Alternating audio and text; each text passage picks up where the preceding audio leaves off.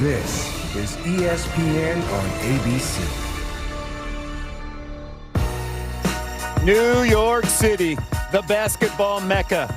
Crowned for the first time in 53 years, the Big Apple's still buzzing after a celebration Knicks fans have dreamed about for generations. Across the bridge in Brooklyn, a different historic experience with a first step towards championship visions come true at the Barclays Center. It's the NBA Draft featuring a lottery loaded with game-changing talent. A.J. DeBonsa, Darren Peterson, Cameron Boozer, and Caleb Wilson will soon see their childhood dreams turn into reality. The NBA's future stars are ready for showtime.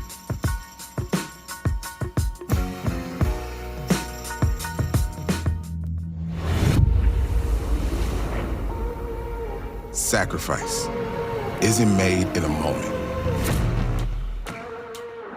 It's a beat. The rhythm of success. It's all about the work that you have to endure. I gave up what I wanted then for what I wanted most, which was to be here. All my life I've barely spoken.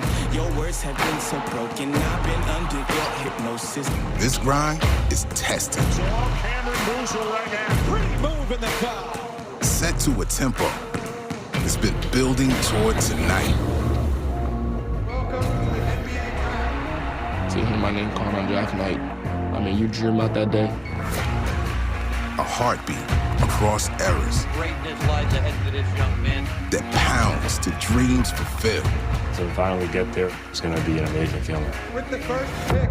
And it echoes with the sound of what's next. Can you hear me now? Am I going in and out? Stop and just look around. Peterson at the basket. Oh, and one. The draft is the first step to the next step. To be an all-star, then to be in the Hall of Fame. The highlight of the night. That man is NBA bound. Everything's earned, not given. I have to build my own legacy.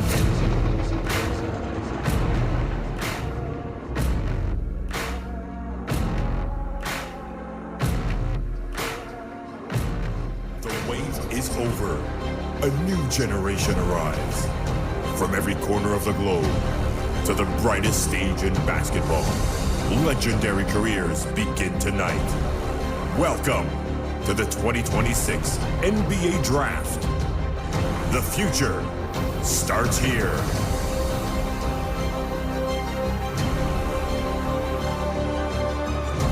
Please welcome NBA Commissioner Adam Silver.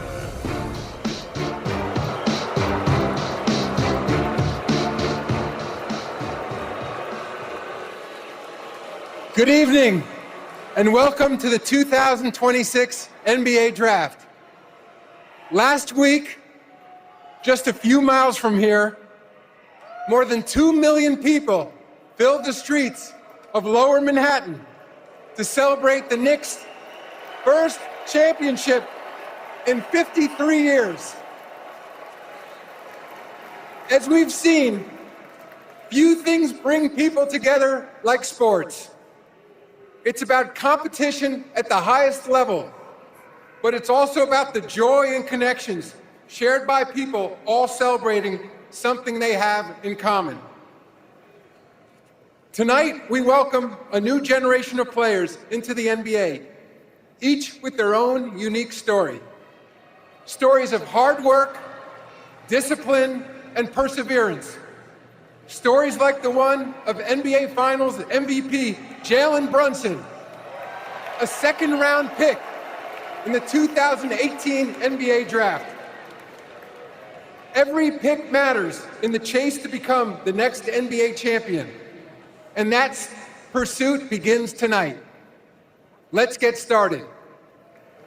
The first pick in the 2026 NBA Draft belongs to the Washington Wizards, who have 5 minutes to make their selection. Commissioner Silver, thank you so much. The Washington Wizards, they won the NBA draft lottery for the first time since 2010. They took John Wall with that #1 pick. Who will go #1 tonight? We are just minutes away from finding out. Welcome to the NBA Draft on ABC. Kevin Negandhi here with you. We are surrounded by lottery picks. Kenny the Jet Smith going 6th overall to the Kings in 1987. Jay Williams going number 2 overall in the 2002 NBA draft of the Chicago Bulls. And right now currently hydrating after his 10-year reunion with the Cavaliers. Great to have you here with us. That is Richard Jefferson, the 13th overall pick, drafted by the Rockets in 2001 and then traded to the Nets. Yeah, they made a mistake. I didn't know Kenny was a lottery pick. That was new. Yes, he was. Wow, you learn something new every day. Congratulations. Just check the tape. Yeah, Kenny won too. Just check the tape. But you know what the great thing about tonight though is it's the biggest day of everyone's life in your whole family. Absolutely. And not even from a financial standpoint. I had relatives, friends have never been to Sacramento that moved to the Bay Area after they saw it and found wives, girlfriends, whatever, husbands. Then when I went to Houston, people moved here. I still have friends today, really good friends that live in Houston because I was there and they had never experienced that. So you change the lives of so many people around you by playing this game of basketball. 30 dreams will come true for families as well. We will hear their names called at the podium, each pick here on ABC.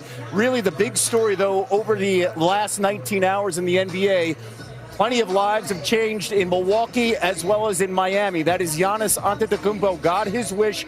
He got traded to Miami, part of a trade that included 4 players, including Tyler Hero, going to Milwaukee. This is Shams Charania reporting this trade. You see Bobby Portis going alongside with Giannis, and 5 draft picks going to Milwaukee, including the 13th overall pick tonight. Your reaction, Kenny, to this trade? I think it's a great trade for Pat Riley and the Miami Heat in the terms of they're trying to win right now.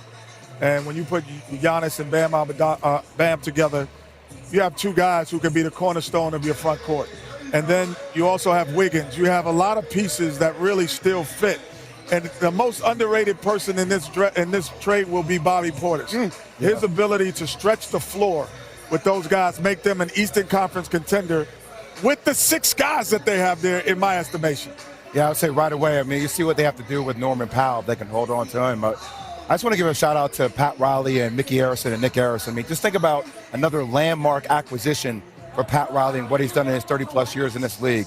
I mean, you're talking about a guy that got LeBron James there, got Chris Bosh there, got Jimmy Butler there, got Shaquille O'Neal there, and now he lands Giannis. I mean, they do it in the margins. That's what makes them so talented front office. They're one of the best front offices in the league. Well, when I look at this deal, I also look at Milwaukee, the Milwaukee side. They showed what their timetable is. You get young players like Jaime Jaquez. You get Khalil Ware. You get talented young players, even Tyler Hero. He's an all-star guard. He's still in his mid-20s. So for them to have a 5, 6, 7-year window, and even if you look at the draft picks that they were able to get, those draft picks should be when the Miami Heat are towards the end of their Giannis run. It's not right now. It's not next year. It's when they possibly could be at the end and things can get a little dicey. We've seen that even here in Brooklyn with the Boston trade. When all of a sudden those picks start to come up, now all of a sudden you're in a good spot. By the way, I love this about Boston, too. I mean, because we're not talking about Jaylen Brown. Oh, we will. We will. Hey, Atlanta has the 8th pick in the draft. Yes, well, that's something to keep an eye on. Let's talk about the number 1 pick here. This is not the Cooper Flag draft of a year ago, where it's a slam dunk. We already know who's going number 1. There's a big discussion here who should be number 1. We've got 4 guys that could have been number 1 any other year. They have to only pick one. That is the Wizards. A.J. DeBonsa, Darren Peterson, 1 and 2 potentially. Who should be number 1 in your mind, Kenny? Well, I mean, all of those guys, like you said, could be a number 1 pick. But A.J. DeBonsa is the guy. If you were in Vegas and you had 11 and the dealer has 6, you're doubling down. He has all of the qualities to make you say it's obvious because of the size, the strength, the athleticism. Where Peterson has had some fault in terms of injury at times, so he's got a question mark. Not saying that he's got to be a great player, but if you're talking about if you're going to double down, A.J. DeBonsa is the number 1 pick. I've been oscillating, just to be real with you. A.J. DeBonsa, I think, is talented. I think he's consistent. I think he's a big-time wing in the league. But I actually think that Darren Peterson has more upside. His ceiling is higher. And, you know, look. In what way when you say higher? I just every time he's played A.J., he's dominated. A.J. in high school and in college. I sat courtside of the game Kansas versus BYU. When I tell you he put A.J. in the blender, Like, that's an understatement. The big storyline, though, was that was in the first half. We didn't see Darren Peterson in the second half. Availability is a big story. Availability is the most important ability. Even when I watch Darren Peterson versus Arizona, the one game he doesn't play, Kansas wins. The one game that Peterson plays against Arizona, they lose that game. So I'm not saying that he's not talented. We can't judge that. You got to make sure and they're different. Have your play. Yes, they're going to be. Got to have guys ready and available. Well, we will find out right now who will be the number one pick. AJ or Darren? Here's the commissioner, Adam Silver.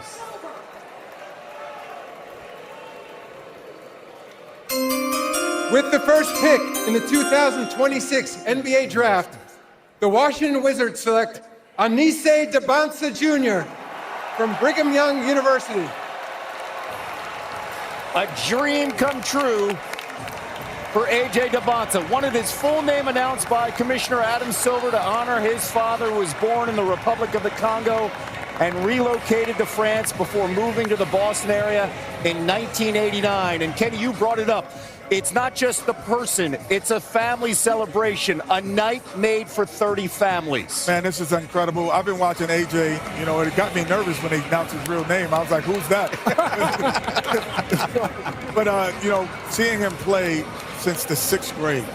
I used to coach I still do, coach AAU teams, and his teams used to always play against ours in 6th grade. And now I'm watching him walk across the stage. I've known his dad since he was in the 6th grade as well, their family. This is a great moment and well-deserving because he is the total package. And his ceiling, there is none. He's going to be as good as he wants to be. And how much effort he puts in because he has the skill set to do that. And with the love and the guidance of his mom and his dad, AJ had the unconditional support to chase his dream of playing in the NBA and the importance of doing the right things in life. My name is Anise Debonsa Jr. My parents have been the biggest supporters, the biggest impact on my life, on my basketball journey. They've literally been there since day one. I mean, they put the ball in my hands. They taught me the business side of it, just showing me careless support, you know, unconditional love. My dad would drive me an hour and 30 minutes to Rhode Island every single day, and I'd go work out with the older kids. We're super big on education. I did declare for the 2026 NBA draft, but I'm gonna go back to school and finish my degree online. But then still just giving back. So I do a lot of community giveaways, just giving out Nike gear, giving away school supplies. I recognize all the sacrifices that they made. I'm gonna keep making them proud. See Dad Ace and the hug right there. Many, many long drives, staying in hotels and making sure the dream is fulfilled here. And he's been alongside him the entire time for much more. Let's go to Lisa Salters. Hello, Lisa. AJ, you wanted to be the number one pick. Yeah. You are now the number one pick. Just what does it feel like when your childhood dream comes true? This means a lot. Obviously, it's just a stepping stone. Obviously, I have a lot more work to do, but a testament to all my hard work and all the discipline and sacrifices that I made. You go by AJ, yeah, but you wanted to be announced tonight as the number one pick. Yeah. By the name, your formal name that you share with your father, Anise. Yeah. Why did you want to do that? I mean, everything I do is for him. And this name he gave me is really his name because he's senior. So I also want to honor him this day, too. Now, introduce us to who you have up here with you. This is my older sister, Samara, and my younger sister, Jasmine. What does it mean to you guys to see your brother realizing his dream like this? It's so crazy because it's like when we were younger, you used to see him in the backyard, you know, playing basketball. And now he's the number one pick for the NBA. Like, he's come so far. He's your knucklehead little brother, right? And now he's the number one pick in the draft. How do you reconcile that? It's just crazy because it's like he's worked really hard for this moment. And I'm so proud of him. You know, he knows that. He knows I'm proud. Congratulations to all of you guys. So Lisa, thank you so much. Shout out to Mom, too, Chelsea, who grew up in Jamaica before moving to Boston in 1995. By the way, AJ's the first freshman in the lead Division I in scoring since Trae Young, who is his teammate now in Washington, with Young signing a 4-year contract with $212 million coming his way.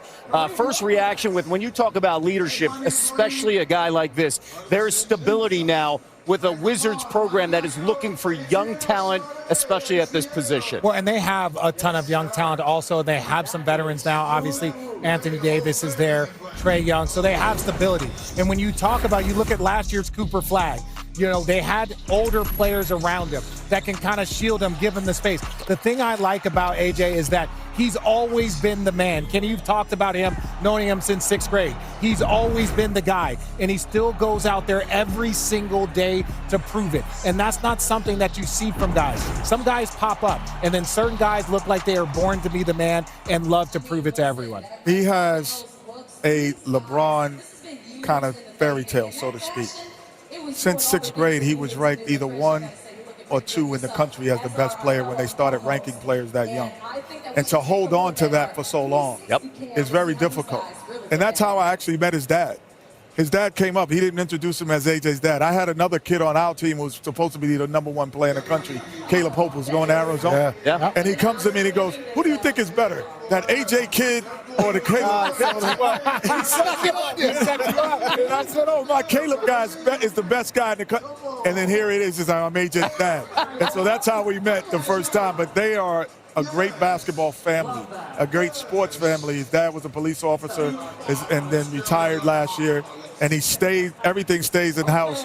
He actually calls my son all the time down at North Carolina. I love that family. I'm so happy for them. I want to say about his dad, we've all met a lot of players where their parents try to represent them sometimes. Yes. Like, not the right decision. He is the right decision to represent his son. He handles it in a first-class manner. The pick is in. It is the Utah Jazz at number 2. Let's go. The Commissioner Silver. With the second pick in the 2026 NBA Draft, the Utah Jazz select Darren Peterson from the University of Kansas. Our NBA draft analyst, Jeremy Wu, had him as the #1 player on the board. He did not work out for the Jazz. Second year in a row this happened. Doesn't matter. Ace Bailey didn't work out. They still took him 5th overall. Why does it not matter? Because I actually think he's more of a point guard with the ball in his hands. He can play next to Keontae George. You think of the size they have with Jaren Jackson in Utah, Laurie Markkinen. They have a special team. And look, he's a prolific scorer. He's not an elite scorer. He's a prolific scorer. The most pure jump shot in this NBA draft. Has a very high basketball IQ. I get that people have question marks about his availability, but if you watch this dude play in high school, he didn't miss a game, not one practice every single day. Obviously had cramps he had to deal with in college, but I think it's one of the most special players we have in the draft. No, I agree. You look at Paolo Banchero. He had some cramps. He had things that he was dealing with while his time at Duke. Works it out. I just think when you're talking about the #1 pick, when you're talking about the face of a franchise, I think he is one of those guys, but you understand why he's under a microscope and why they would be selected. Fulfilling a dream in the NBA takes an entire family. For Darren, his dad taught him the right way to play the game from the very early start. Peterson honoring his dad when he puts on the number 22 on.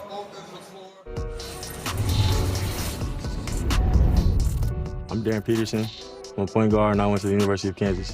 Peterson gets around his man, hangs. Oh, man! My jersey number is 22.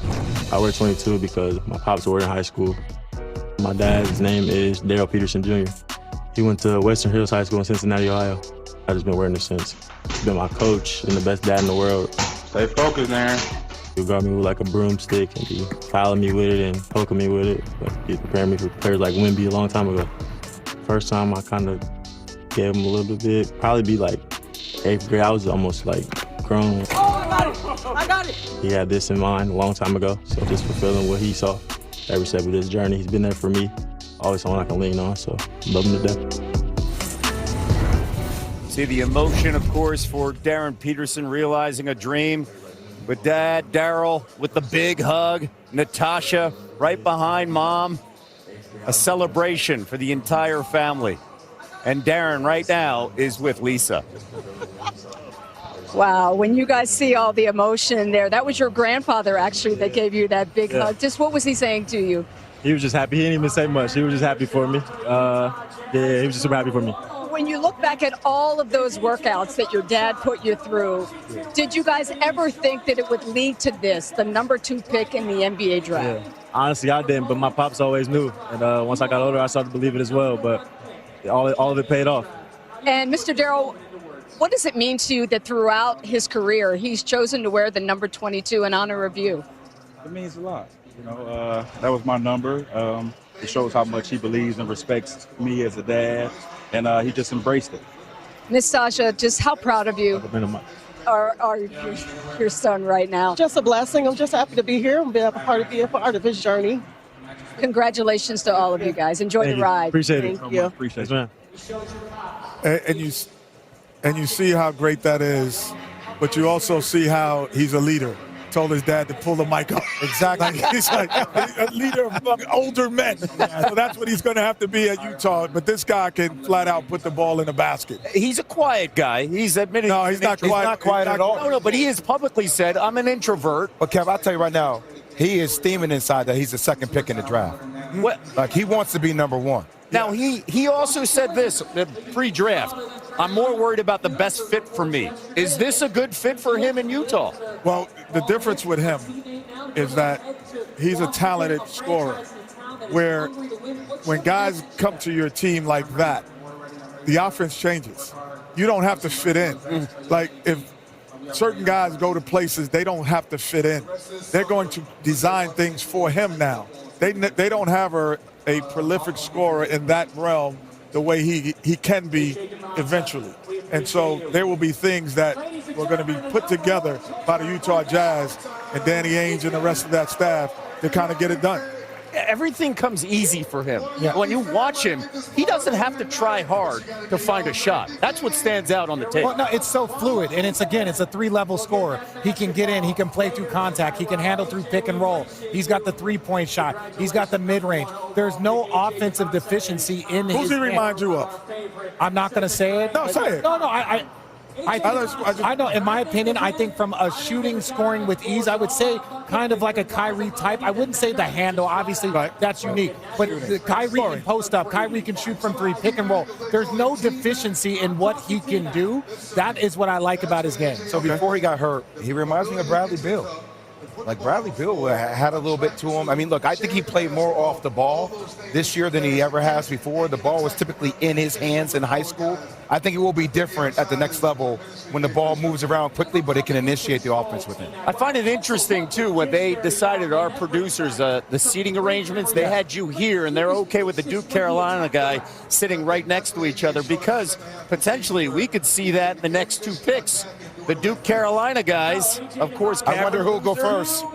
And Caleb Wilson. Interesting. All right, wow. See how this goes right now, because on the clock are the Grizzlies. Here's the commissioner. With the 3rd pick in the 2026 NBA Draft, the Memphis Grizzlies select Cameron Boozer from Duke University. Looks like we win again, Kenny.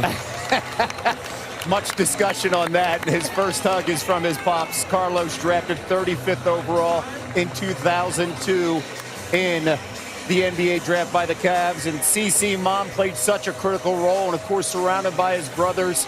Yeah, Cameron Boozer, everywhere he goes, he wins. No matter what it is, he elevates the talent always around him. We saw that at Duke in his only year.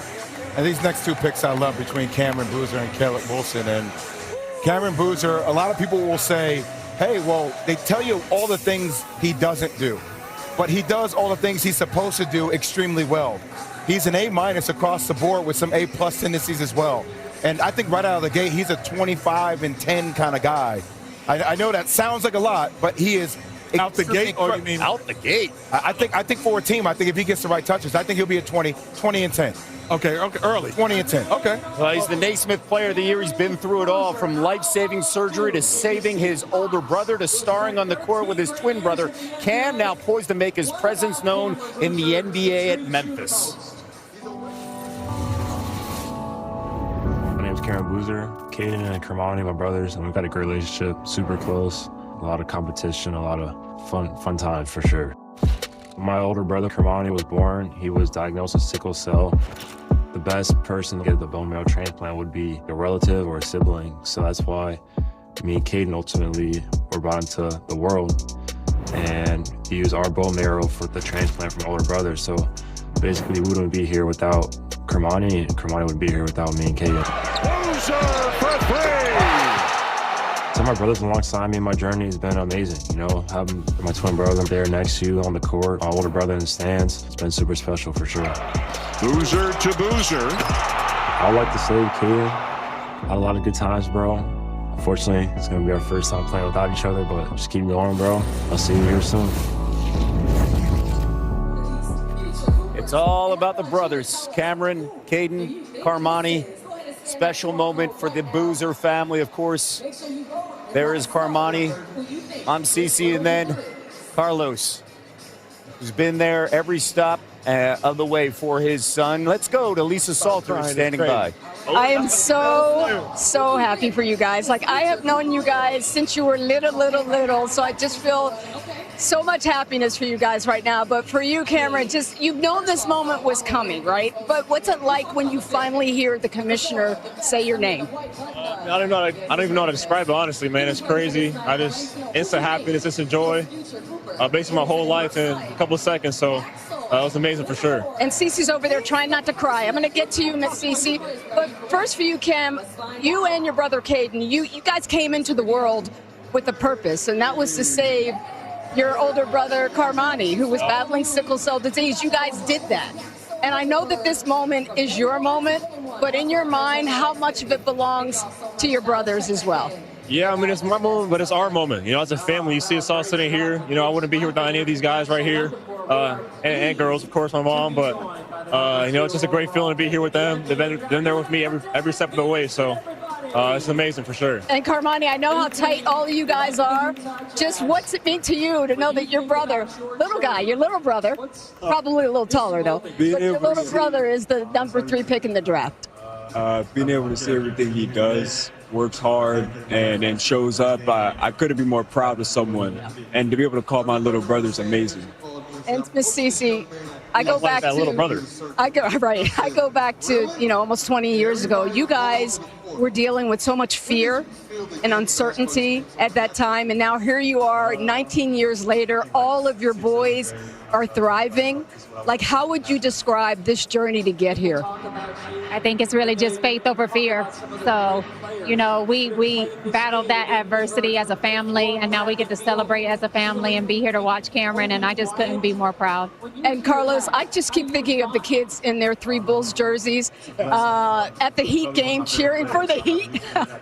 That was hilarious. But what have you told Cameron about what to expect as an NBA rookie? Yeah, first, just so proud of him, man. Like the dedication. You heard Carmani talk about it, his sacrifice. He shows up every single day. I'm just happy for him, man. Take each moment, enjoy each moment. Obviously, be where your feet are. There's something you've been waiting for your entire life, and go enjoy it, man. Go enjoy it. Congratulations to all of you guys. I know this is a family affair. Congratulations. Thank you. Thank you. Appreciate it. Lisa, thank you so much. Highest drafted son of a former All-Star in NBA history. That is Cameron Boozer, son of Carlos. Take a look at this.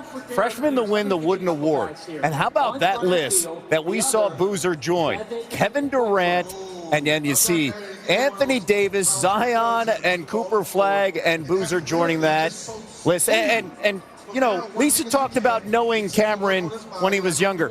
You knew him when he fit right here in the palm of your hand when you play with Carlos. Both him and his brother Carlos picked me up at the first day of school down in North Carolina, Greensboro Airport.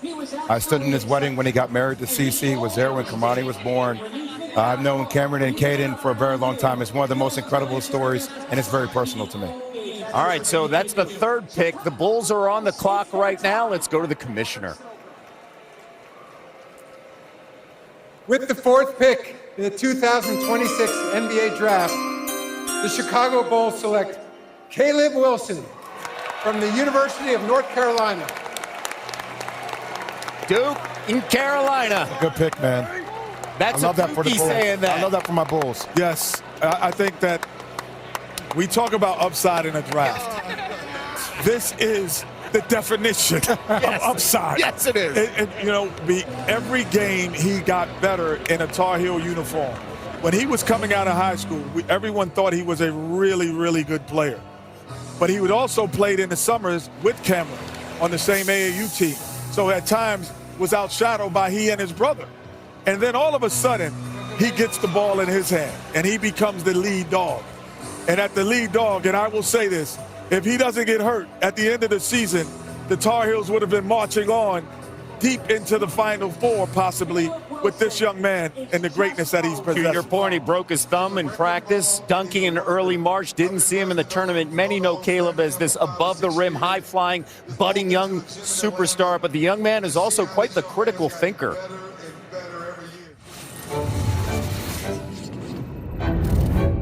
I've always loved to, dabble in my philosophy. This really started in high school. One of my high school teachers talked about philosophy in class one day, and it really kind of spoke to me because I felt like it kind of related to things I go through with basketball and life. I've always looked at and read a couple of books to kind of make sure I stay connected with that good mental space. One of the biggest things for me was definitely being able to control your controllables, not let things that you can't control really weigh in on you, and really know that your time is limited. I really think that words are power. Reading is power. And I feel like as long as I have something that I can kind of stick by and go with, I'll always be confident in whatever it is I believe. The emotions continue.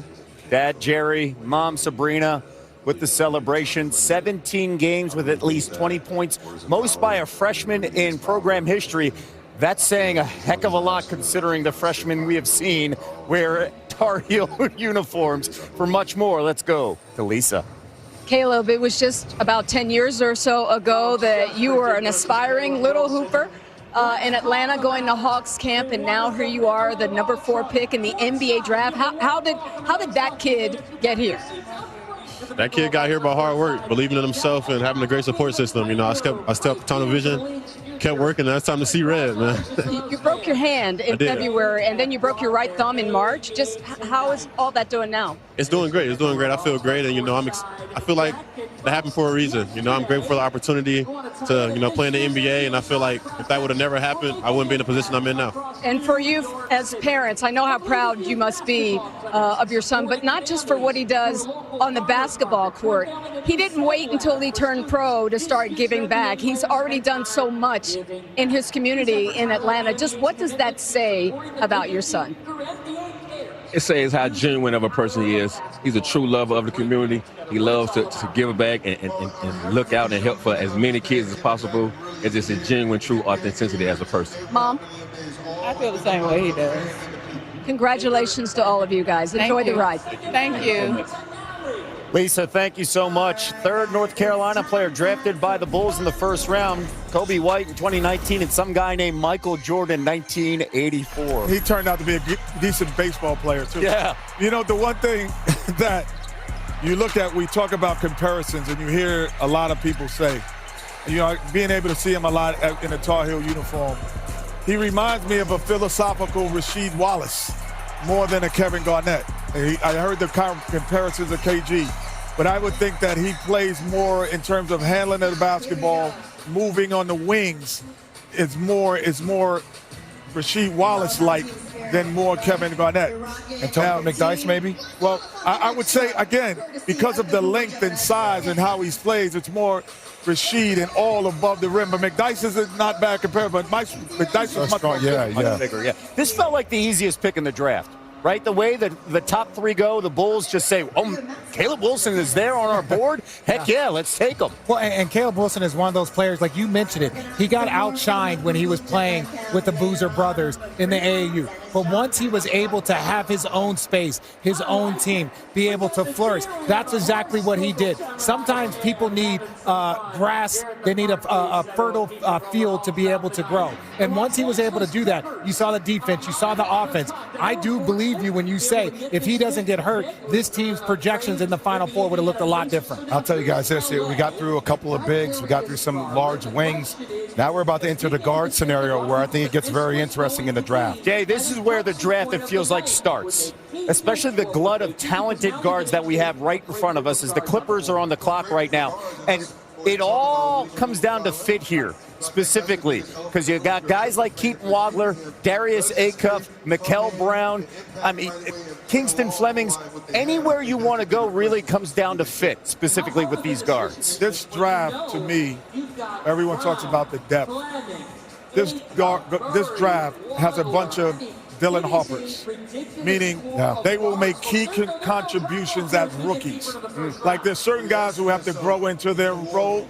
This group will not grow into their role. They're going to come into their role. All right, keep in mind, it's the Clippers who have the pick here. Let's go to the commissioner, Adam Silver, with the 5th pick in the 2026 draft. With the 5th pick in the 2026 NBA draft, the LA Clippers select Keaton Wagler from the University of Illinois. What a journey for this young man. I mean, we talk about some young kids that were top 100 in the SEC next. Keaton Wagler was an unheralded 3-star recruit out of high school, overlooked in the Kansas City area, and man, he made his presence known in one season at Illinois.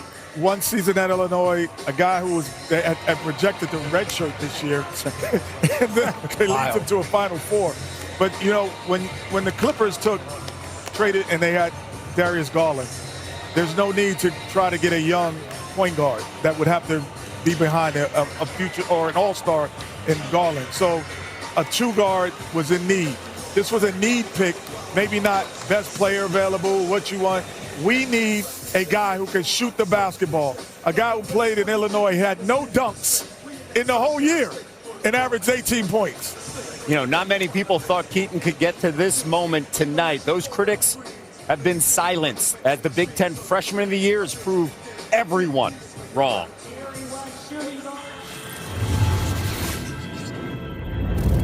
I was unexpected coming out of high school, always being underrated. People didn't believe in me. Just knowing that I had to go out every game and prove myself to show people, show the world that I can compete with anyone in the country. I found the right place that believed in me. When I arrived at Illinois, it was just to go out there, work hard every day, and be the best teammate I can be. My work started to separate me from everyone else, and I started to perform really well. I knew God had a plan for me, so I just stuck to my path, and as you can see, it worked out.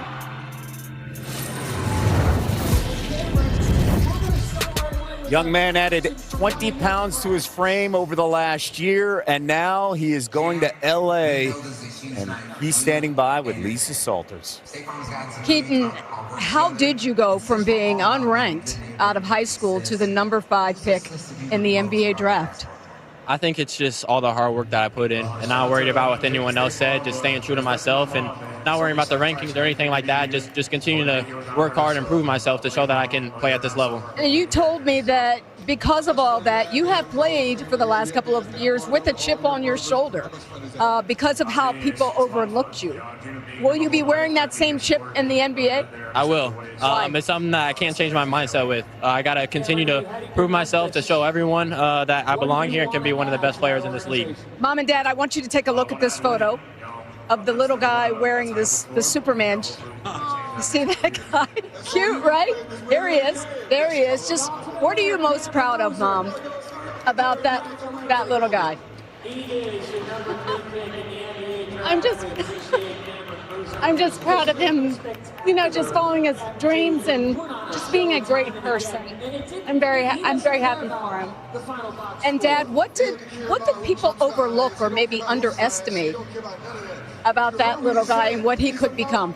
Hey, he may have a baby face. He may look younger than most of these guys, but he's a killer on the court. We saw that from the day he was born. He's just a competitive kid. He's just wired that way, and I think just a lot of people overlook him because he's a little bit slight in build and a little bit younger looking in the face. Look forward to watching you, Keaton, in the NBA. Congratulations to all of you guys. Thank you. Dad Logan, Mom Jennifer, they met while playing basketball at Hutchinson Community College in Central Kansas. You see Mom, Jennifer, so proud, and the hugs, of course. His dad talked about him having that killer instinct. 46 points at Purdue, setting the Big Ten single-game scoring record. What really stands out, 51 points in clutch time. That's the final 5 minutes. So when everybody's watching, and Illinois is all talented, they got a bunch of Euros, big guys, it was this young man who stepped up. Well, look, his shot making is similar to Jalen Brunson in a little bit, but he has great positional sides, and he plays the game with a different pace. Spin moves, angles of attack. He's very good at getting his shot off. And by the way, his range is as soon as he walks in the building.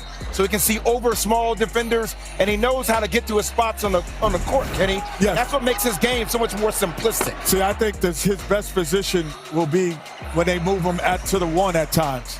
Because of his size and ball handling ability, he doesn't have to be more athletic than a two guard.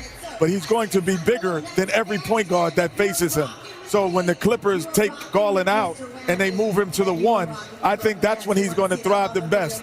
Kind of in a similarity to Tyrese Halliburton at times. When you move him to the one, when he was in Sacramento at the two, playing behind De'Aaron Fox, we didn't know how great he was. You put him at the one, you go, whoa, he's really good. And he gets to learn with Garland. And also when you're playing against bigger, stronger two guards, that might not be the best place for him, especially until he physically develops a little bit more, gets stronger, gets more of that NBA size, which you get at 22, at 23. When you fill out, then I think he becomes more of a complete combo 1-2 guard. We've got the Nets right now on the clock, the local. Come on, Jersey. Yeah, and when you're saying, come on, Brooklyn, Jersey, it's because a year ago they had 5 first-round picks on this night, and they went with 3 guards. And right now we're in a section where there's guards available, and potentially there's a guard that you may like that stands out in Mikael Brown Jr. Why? I think it's Mikael Brown Jr. He is super talented. I watched him score 45 points against NC State at Louisville. We'll see if this pick happens to be another guard joining the Nets roster. Here's the commissioner. With the 6th pick in the 2026 NBA Draft, the Brooklyn Nets select Mikael Brown Jr. from the University of Louisville. He's the first Louisville player taken in the top 10 since Samaki Walker back in 1996. He brought the Carolina suit too there, Jay, with the lapels. You called the game where he dropped 46 points in there. He gets to a spot similar to Keaton Wagler. His range is different. He can do it more off the dribble, Kenny. Yes. RJ, like that's what makes his game dynamic. Whether you put him in pick and rolls, whether you put him on pin downs, he can create things off different scenarios offensively. And once again, like that range extends it. Now, it's interesting. The Nets have a lot of guards. There will be a lot of guards actually pinned to see who gets a lot of playing time. But I love his upside ultimately. But even if you look at OKC, how many guards do they have on their roster? When you look at the way the game is trending, you want defensive guard. They even traded players. They bring in Jared McCain. So to have a wealth of guards, especially defensively, I think I love this pick. I love what they're doing. Joe Tsai and the Nets, I think they got a very good one. With Mikael Brown, of course, seeking a dream as it continues. I mentioned he dropped 45 points, a freshman record for Louisville, and now get the chance to showcase his skills here in the Barclays Center.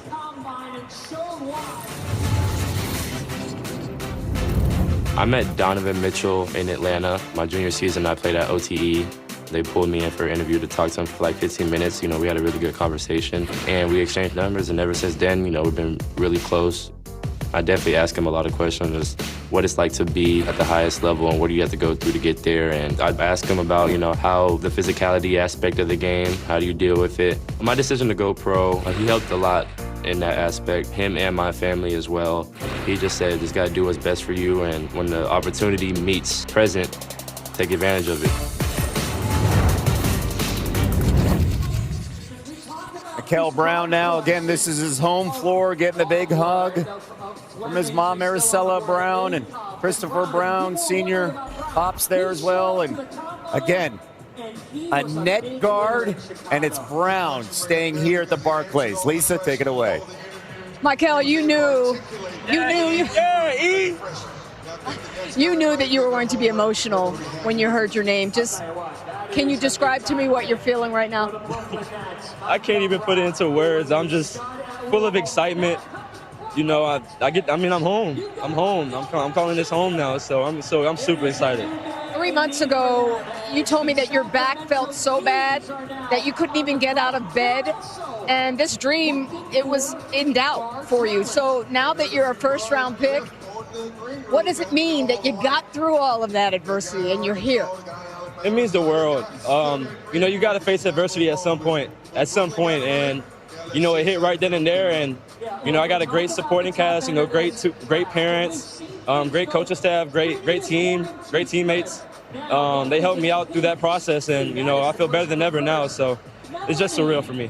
And for you, Mom and Dad, Michael said that because of the sacrifices that you guys made that he didn't even know you were making at the time, that he wouldn't even be here without the both of you. And he said, especially for you, Dad, that he wanted to share this moment with you. What does that mean to you? It means the world. I think when you're a father, what you start to realize is the moment that your kid or you have your kids that are born, you realize it's no longer about you, and it's everybody that's in the house. It's about them first. Then it comes back to you, and I think that's what makes men. You know, the ability to make sacrifice and put others before them for the greater good. So to see this moment, something that I've dreamed of even when I played, and I think the Most High just knew, like, hey, I'm gonna give it to someone that I know you care about more than yourself. And to give it to him, and couldn't be a better person for it to happen to. So it's exciting and it's surreal. Well, Michael, we are looking forward to watching you do your thing in this building, like you said. Welcome home. Welcome home, absolutely. I'm home.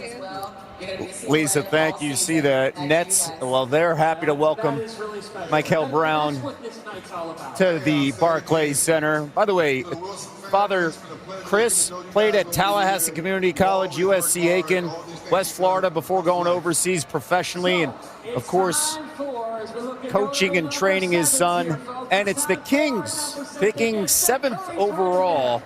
Let's go to the stage. Here's the commissioner. With the 7th pick in the 2026 NBA Draft, the Sacramento Kings select Darius Acuff Jr. from the University of Arkansas. The 2026 SEC Player of the Year, the man can fill it up, a talented shot creator. It reminds me a lot of Stephon Marbury with the explosiveness in which he plays, his ability to attack the rim. And, you know, Kenny, you're going to love this about him.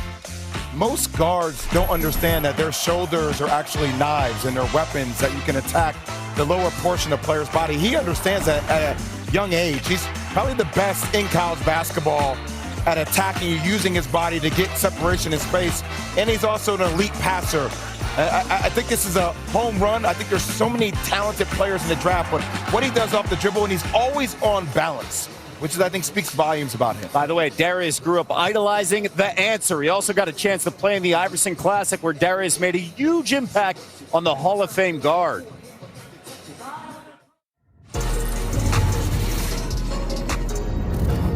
Growing up, AI was like one of my dad's favorite players. In the house, we was watching him a lot, and then I just started watching him more, and he just became my favorite player ever. And from that point on, I loved him. I met Al Iverson at the Iverson Classic game. The first time he walked in, it was crazy, and I just kept like looking at him. It didn't look real. He first came to the one-on-one tournament, and I won it, and he was right there watching. And he told me, like, just play every game like it's your last. Always play hard and be a dog. AI called me the next him on his Instagram. I was excited for sure, shocked, but it just gave me extra motivation for sure. From that point on, it's been a great relationship. By the way, GM Scott Perry of the Kings, he coached at Eastern Kentucky in the 1990s when his dad, Darius Acuff Sr., played there. Lisa has much more. Darius, you are blaying out right now. Just what makes this moment so special to you? It's very special. Just being here with them, seeing them smile, that's the best moment. And Dad, you took him to the gym when he was just 4 years old. Just how did you know that he was born to play ball? I mean, it was the look in his eyes. It was the look in his eyes when he first was born. his eyes lit up when you put the basketballs in his hands. So I knew it was something brewing. I know you guys must be proud. Congratulations to all of you. Thank you. Thank you. Thank you. Darius Acuff out of Arkansas, 30th lottery pick, coached by John Calipari, breaking a tie with Coach K for the most as we are 7 picks here at the NBA Draft. We'll be right back after these messages and a word from our ABC stations.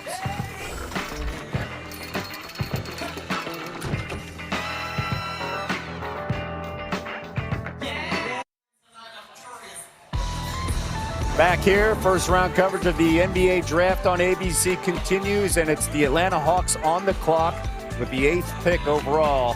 How do the Hawks get to this 8th pick here, if you're wondering? Well, remember a year ago on draft night, they acquired the unprotected first round pick so the Pelicans could draft Derek Queen in the lottery. So the Hawks coming off a fantastic season where they acquired C.J. McCollum, Jonathan Kuminga, and by the way, the team that actually beat the Knicks more than once. No one else can say that in the playoffs, as they were up 2-1 against the New York Knicks at one point.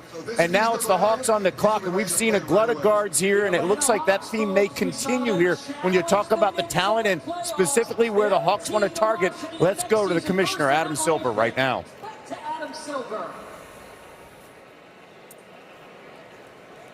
With the 8th pick in the 2026 NBA Draft, the Atlanta Hawks select Kingston Flemings from the University of Houston.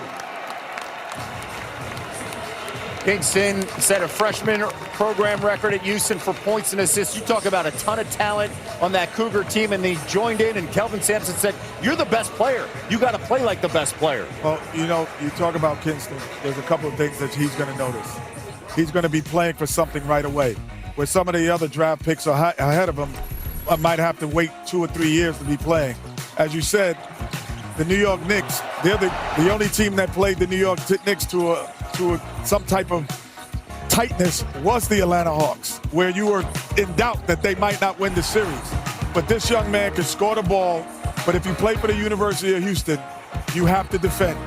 And if you come here, you're going to defend with a Hawk team that can really defend the basketball. And now you have a young guy who's going to be playing for something. And this young man certainly didn't play like a freshman this season at Houston. However, the All-American had his freshman moment during the NCAA tournament.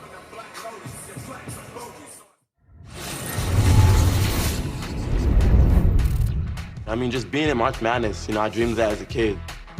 It was the first game. I was just wondering because I figured they had a bunch of nameplates. So I was like, obviously I wanted to keep a memento or a little like souvenir from it. We can take those or not? And then it just got blown out of proportion. Such a freshman, bro. I don't get it. It's my name, so I don't know why you would continue to need it. Definitely after my first NBA interview, they have a name tag up there. I'm definitely going to try to take it. I'm going to ask, obviously. I'm not just going to go out there and take it, but I will try to get it.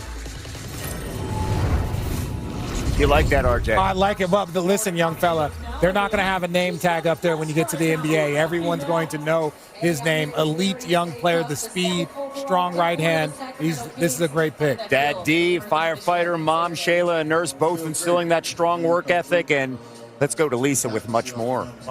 Kingston, tell me, as you're walking up to the stage to shake the commissioner's hand, just what thoughts go through your mind about the journey that got you here? Yeah, like you said, the journey. I mean, putting in work, you know, early mornings, late nights, you know, my dad and my mom always working. So it feels great, you know, but I'm just ready to work for Atlanta.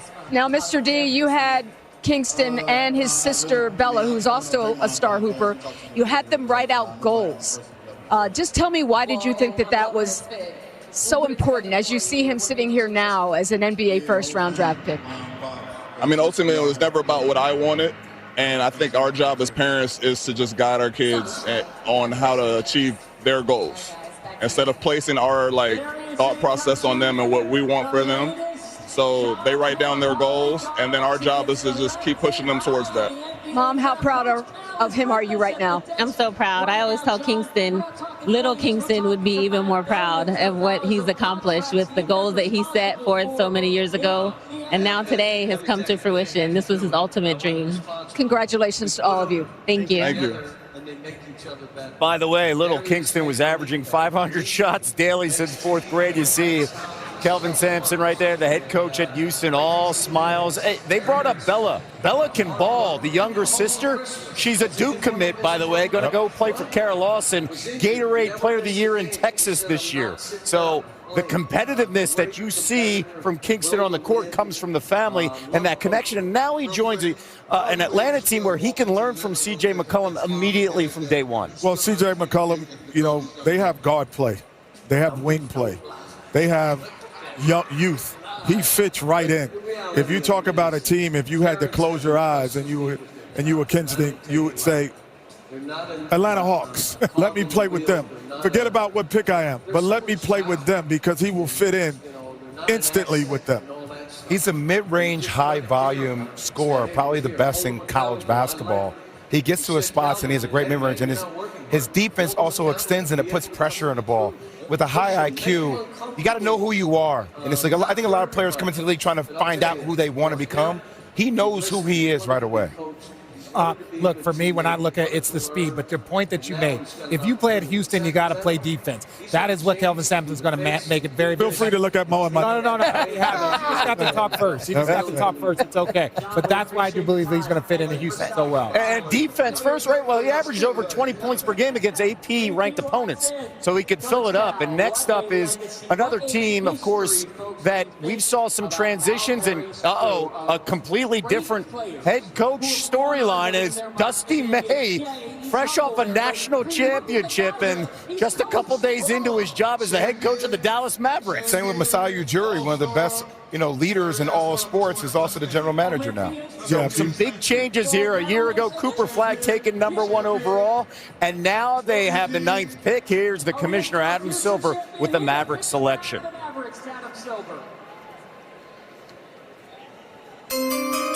With the 9th pick in the 2026 NBA Draft, the Dallas Mavericks select Morez Johnson Jr.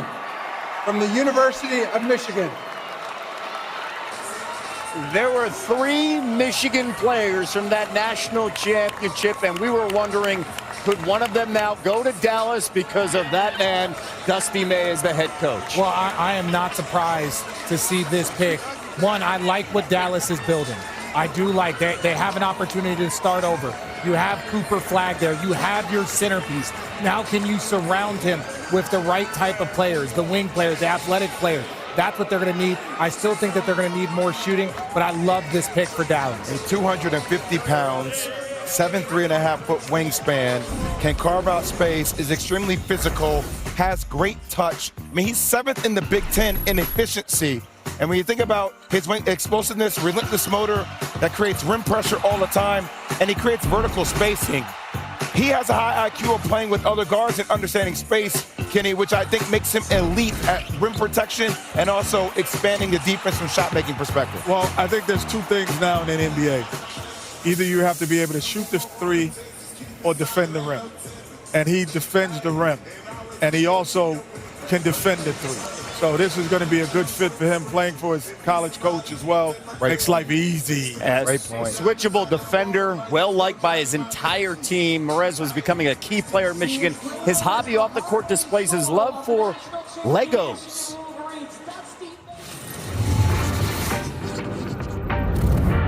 My name is Morez Johnson Jr., and I like to build Legos. This is an Iron Man set. I actually built one just like this probably 4 or 5 months ago. It probably took me an hour or 2 to build this when I did it. I have a bunch of different type of Legos. My favorite Lego set that I've built is the Pac-Man one, the arcade game. I built a Spider-Man Lego set, Starry Night, Pikachu Lego set, a lot of different skyline cities like New York, London. Building Legos make me calm, kind of tune out the outside noise, and just relax and build my Legos. All the love coming from mom and dad, Natasha, giving him the big hug and the celebration. You know, when he was in 6th grade, his dad told him that his height would come if he outworked everyone. Everything would change when he hit his growth spurt, and there he is getting the love from the other Wolverines, waiting to hear their name called. Right now, it is Morez Johnson going to Dallas. He's with Lisa. Morez, how much do you think your coach had a little bit to do with this pick? This is second day. I think he had a little bit, but not too much in this. But it's crazy, man. We got work to do. Back to work. What does this moment mean to you? This moment means a lot to me, man. I've been thinking about this since I was a little kid. Dallas always been a place I wanted to go, and it's insane that I'm actually going to Dallas. And Dad, I can see what it means to you. Can you describe what you're feeling right now? Man, it's amazing. It's amazing. He worked hard for it, though, real hard. And you told him back in 6th grade when he was doubting himself a little bit that you told him what he had to do to make his dreams come true. What was his What was your message to him? Just work hard, keep working, outwork everybody, and you will make it. And he was saying, like, ignore all the outside noise. You're going to catch up to him later. I remember that. So what do you think about following Coach May to Dallas now? Man, it's insane. The Michigan Mavs now. But I'm very grateful for this opportunity, man, and I'm excited to do it with my coach. We won together this past season. We're looking forward to winning with him in the Mavs when I get there. Looking forward to seeing you in the NBA. Congratulations to you all. Thank you. Lisa, thank you so much. You see the emotions, of course, from the announcement. To me, watching them play against Arizona, they were the best team in the country. Their physicality, he is NBA ready right now. Now, is he going to be the best version of himself? No. But can he step on the court against other grown men and use his physicality defensively?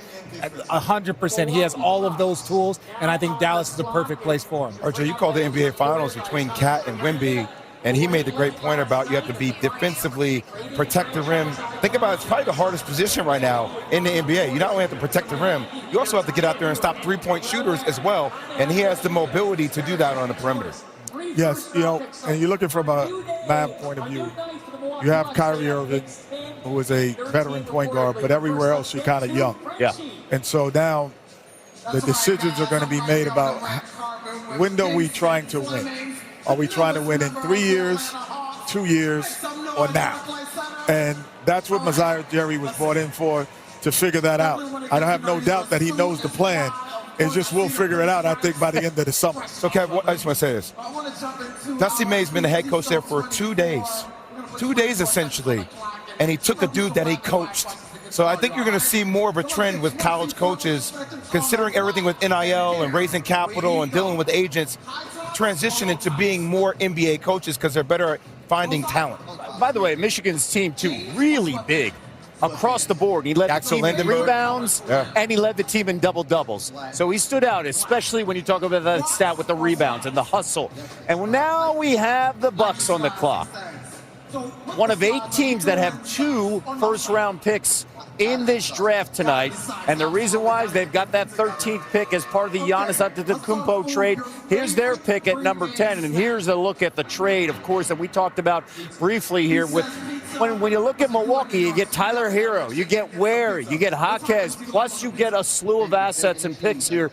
When you look at this team, where they should be going, what do you think? Look, I like my guy, Braden Burris. I like him. I think he is a very complete player. You guys talked about a lot about like Dylan Harper type, the ability to finish through contact, to be able to score in the paint, run in transition, create shots for other. I think, to me, he is the best player on the board left. So for Milwaukee, if you're in a rebuilding phase, and I understand you have Tyler Hero, you have other players, but we've talked about it, OKC, San Antonio, they have a wealth of guards. Right now, you are in a space in this league where having a lot of guards, defensive guards, different opportunities, I think that is very, very important.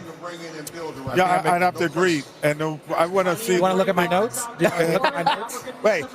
Eddie, hold that thought, because he interrupted you. Yes, indeed. Right now, let's go to the commissioner with the pick.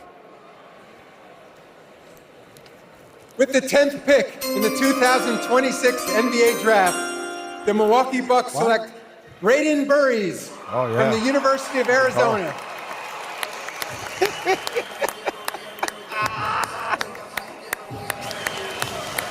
Braden Burris. We've got one big fan right now as he goes to Milwaukee.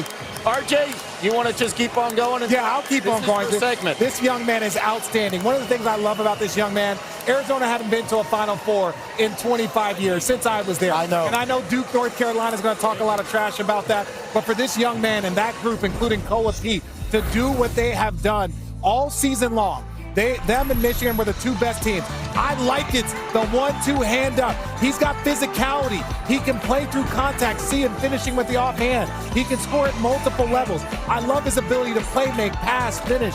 He does so many things. When I look at him, I think maybe Devin Booker type. That's what I see. Not the most athletic, but enough athleticism to cause problems, but a well-balanced game across the board. Yeah, I think he has a little bit more physicality from terms of how he plays. Devin Booker is much more skilled in certain areas. However, he was in high school. He's from the Los Angeles area. I saw him a lot. And they were my favorite high school team that he played.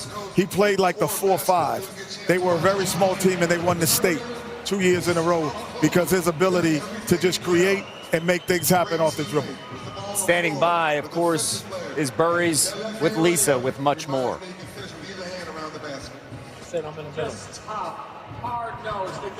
Braden, you've said that this game is bigger than you and that you have to have multiple whys to play it. Just what were some of the whys for you wanting this moment?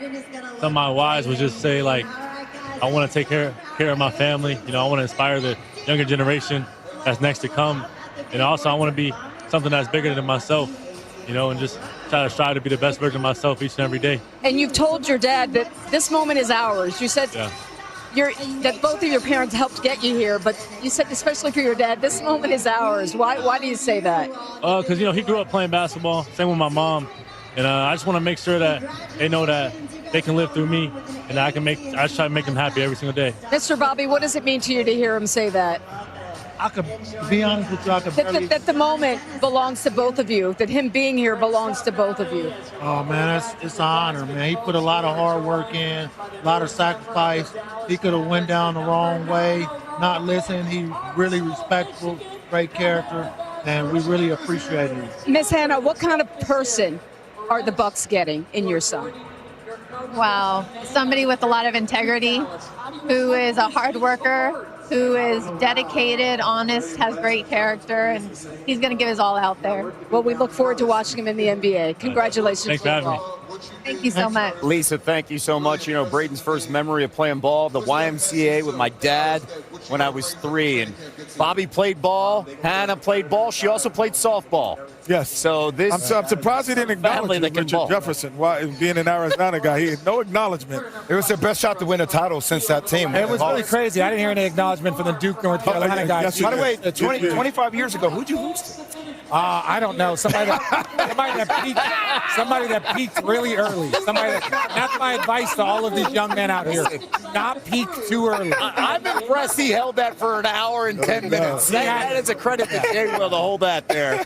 Of course, meeting you guys in the national championship. And we got the Warriors on the clock right now. And by the way, I want to bring up one thing about Milwaukee. Not just Giannis leaving. I mean, they got a new head coach in Taylor Jenkins. There's a lot of completely different things with the Bucks that we've seen in the past. That would be my only concern if I'm Brandon Burries, is like, I don't know how we're going to play. I don't really know what we're going to do. I'm not sure how we're going to look, which means I'm not sure what to prepare for.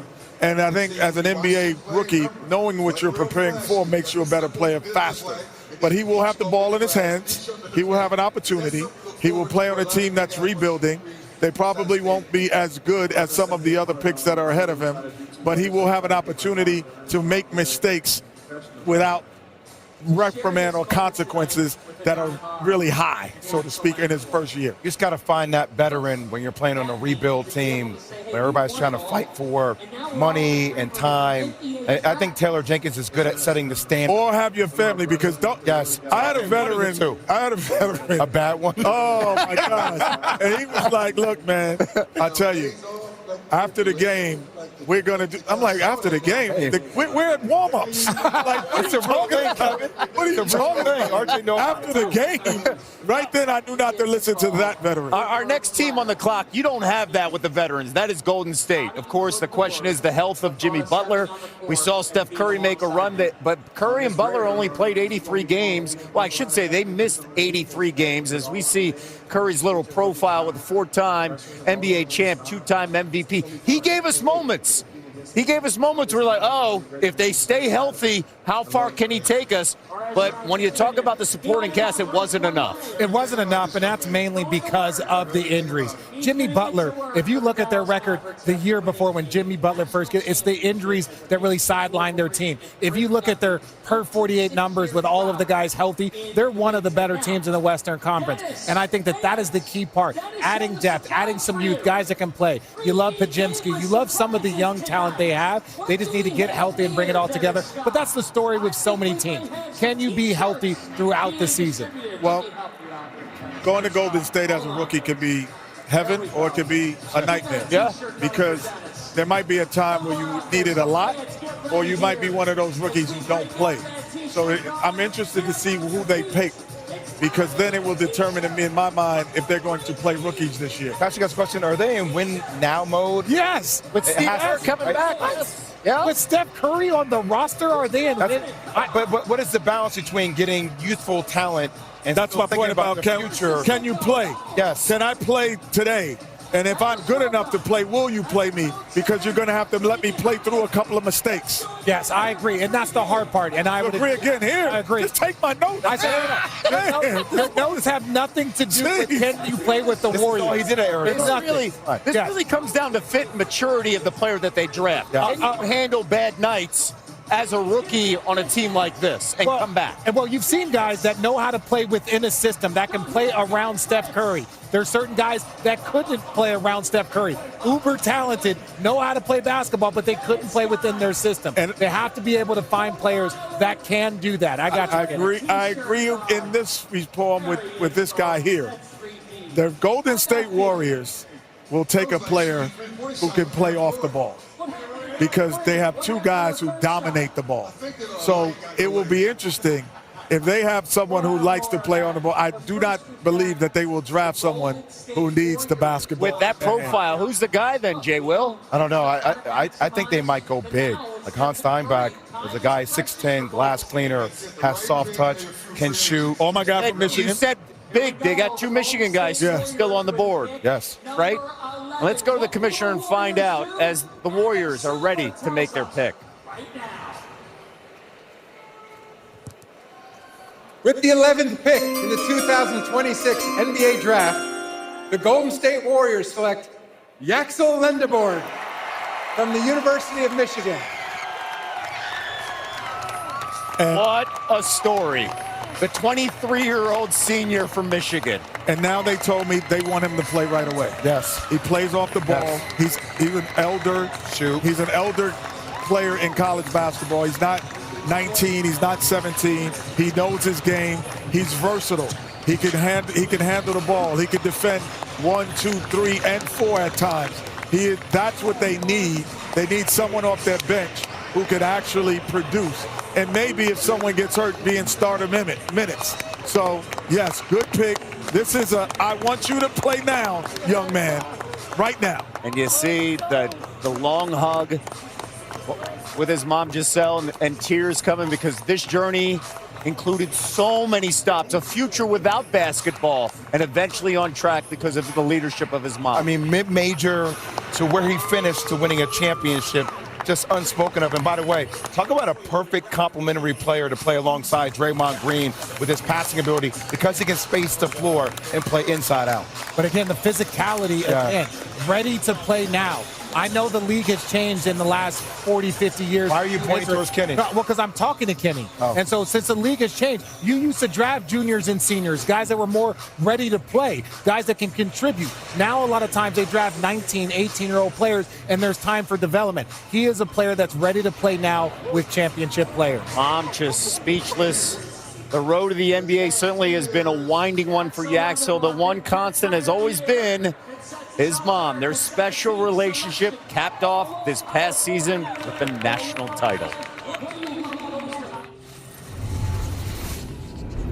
My name is Yaxel Lendeborg. My relationship with my mother is like no other. She kind of set everything straight, telling me that I need to be better. I was 17 years old, going into my senior year, almost not graduating high school. She felt like she failed as a mother. Hearing her say that made me very emotional because I always thought that she was the best mom in the world. She's been having to work like two jobs at a time, 3 jobs at a time, just to continue to keep me and my 3 little sisters, safe. And she's sacrificed a lot. She put her dreams, her goals aside to give me a better life, and I wasn't, using that. It definitely lit a fire under me and just do a lot more for the family. She's been diagnosed with cancer. Seeing her persevere from all that, it provides a lot of extra motivation. For me to hug my mom at the national championship meant a lot. Now, she spoke about these moments with me way before I even believed it. Tú eres más fuerte que tu imagen. So it's basically like, you're stronger than you think, you're better than you think. I wouldn't have been able to push through if it wasn't for her. Really my favorite story of the night. And here's Lisa with much more. I can see you're both still feeling it. Just describe to me, Axel, what's going through your heart right now? Every emotion possible. I don't deserve to be here right now. Didn't have the traditional path. This is I'm truly unworthy. I can't believe it. You deserve to be here, but I saw you we all saw you share a long, tearful hug with your mother when you heard your name announced. Just what was she saying to you? She was saying, we did it. All the sacrifice that we've made, we finally accomplished it. You did it. She's proud of me, and she's so excited. Just 6 years ago, you said you were kind of lost. You didn't see a future for yourself. Just how did that kid get here? That kid got here because of her. She pushed a dream, forced me to go out there and step into the world and become a man. I had no choice but to go out there and do the best I could. So I vowed every day to be a better man, be a better person, and just do the best I can for her. So everything I do. And now your mom is facing a challenge of her own, battling cancer. Just how special is it to be sharing this moment with her? It means everything to me. That's the least I could do for her. She's done so much for me. She's put her whole life on hold for my life, and I'm super proud of her for fighting so hard, and I'm glad we get to share this moment together. Miss Giselle, how are you feeling right now? How are you doing? Right now, I feel so blessed. It's a dream come true for us, for Jaxel, and I think he deserves it because he sacrificed a lot. How did you know that kid who seemed lost, how did you know that this is who he could be? How did you know? Because I know he has very potential. He was an amazing kid, and I know he's going to be great. And he has a dream. It's a dream come true. He want to be NBA. He's in NBA right now. You deserve to be here. We wish you nothing but the best, Miss Giselle. Congratulations to you both. Thank you. Thank you. Lisa, thank you. Moms are the best. Prayers to Miss Giselle, too, for what she's dealing with. Yep. But, you think Arizona Western College, a junior college, then to UAB, then to Michigan with Dusty May, wins the national championship, now the 11th pick in the draft, playing with the Golden State Warriors. I mean, if that's not a story of a dream come true, come on. Yeah, I think the versatility of what he brings is going to surprise people in the Golden State area. They're so used to having the superstar, obviously Steph Curry, lead the franchise. But what they're going to see is someone who can play off the ball. He can do a lot of things similar on the offensive end with the ball handling and duties that Draymond Green does. He can run the show for you from the point forward position. But, he can shoot the basketball. He also gets to the rim. He's an offensive player. And before he twisted his ankle, I think in the semifinal game of the championship, he was on his way to be the MVP of the Final Four. Big Ten Player of the Year, can shoot the three, can grab the big board, also very outgoing. And now it's Oklahoma City, one of 2 picks here in tonight's first round. Let's go to the commissioner. With the 12th pick in the 2026 NBA Draft, the Oklahoma City Thunder select Adai Mara from Zaragoza, Spain, and the University of Michigan. Just think about coming off the way they lost with Chet Holmgren, Isaiah, right? Hartenstein, You get a guy like a Diamara now, you're adding depth to that front court. You're not going to have that problem moving forward because you're not moving this dude out of the way. Obviously from Spain, I think one of the most talented players in this draft with his size, his frame, and his shooting ability. This is a pick to counter Victor Wembanyama. Yes. Yes, 100%. And also, how do you have this kid on your roster at UCLA for 2 years? Ooh. For 2 years, you have him on your roster. And then all of a sudden, he transfers. Maybe you could say we developed him. Yes. We were developing him, and he came into it once the NIL came around. Well, this is what I'm going to say about Michigan. They brought him on, and he was one of the most dominant players on a dominant team that won the national championship. That's not development. There was talent there before. Sometimes you develop on the court.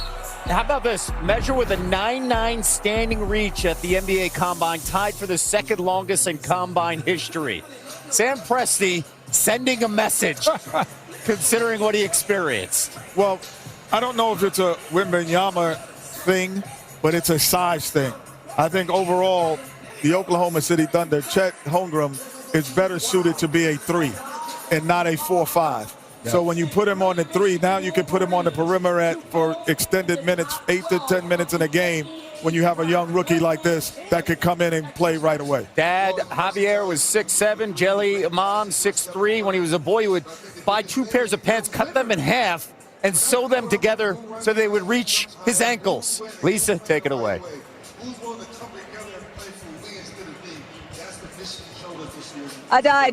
We know that you are an avid chef. That's what I'm told anyway, Yep. as you're joined by your parents. Congratulations to you all. Oh, look at that. Adorable. I know that you're an avid chef. Just, what's the recipe to turning a tall, skinny kid from Spain into a first-round draft pick? I think the big one, I would say, if I had to choose, is the consistency. That was the biggest play, the biggest thing that I had to do. Being patient, to be from that little kid right there playing with the basket to just being selected. And you started playing pro ball in Spain when you were 16. Just how did that experience, plus winning a title at Michigan, how did that help prepare you for what's coming in the NBA? Everything, like everything that I've done during my life, since I was a kid, going to college, playing pro in Spain, all these things that really helped me to get where I'm at. So I'm very happy that I did it, and I'm very happy that I have these 2 people here just helping me through all this process. Well, you're the 3rd Michigan player selected already tonight, so I'm sure you guys are going to have a lot of fun tonight. Congratulations to all of you. Thank you. Congrats. Thank you so much. 3rd reigning champ to have 3 lottery picks since the lottery began in 1985, joining the Florida Gators in 2007 and that North Carolina team in 2005. It's a celebration for the Wolverines as we continue with the Bucks on the clock right after these messages.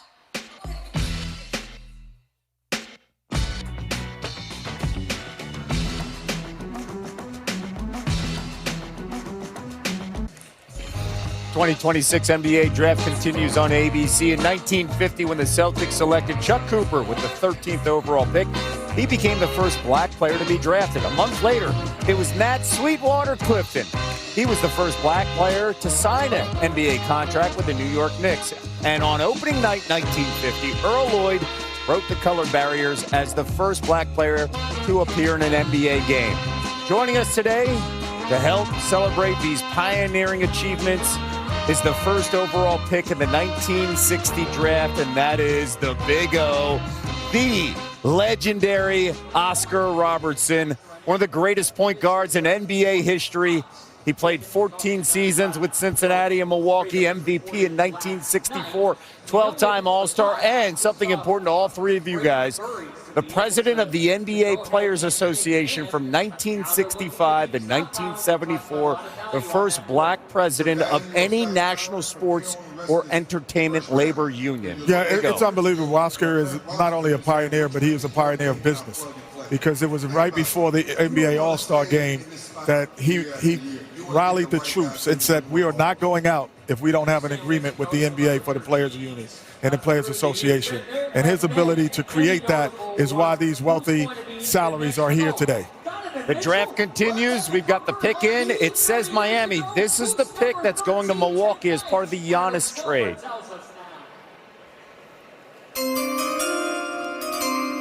With the 13th pick in the 2026 NBA Draft, the Miami Heat select Nate Amen from the University of Tennessee. I love this pick, guys, immediately, because when you talk about length and what he could potentially do, he joins a team, a Milwaukee team that continues to rebuild and that has Burries, and now they have Amen. 19 years old, 6'9.5", 6'11" wingspan. I call him a shapeshifter just because he changes the geometry of the court with his size and his length. Look, I know that Milwaukee because, Miami's sending their pick to Milwaukee. They lose Giannis. But you talk about a young talent to have, nobody's going to step in the shoes of Giannis.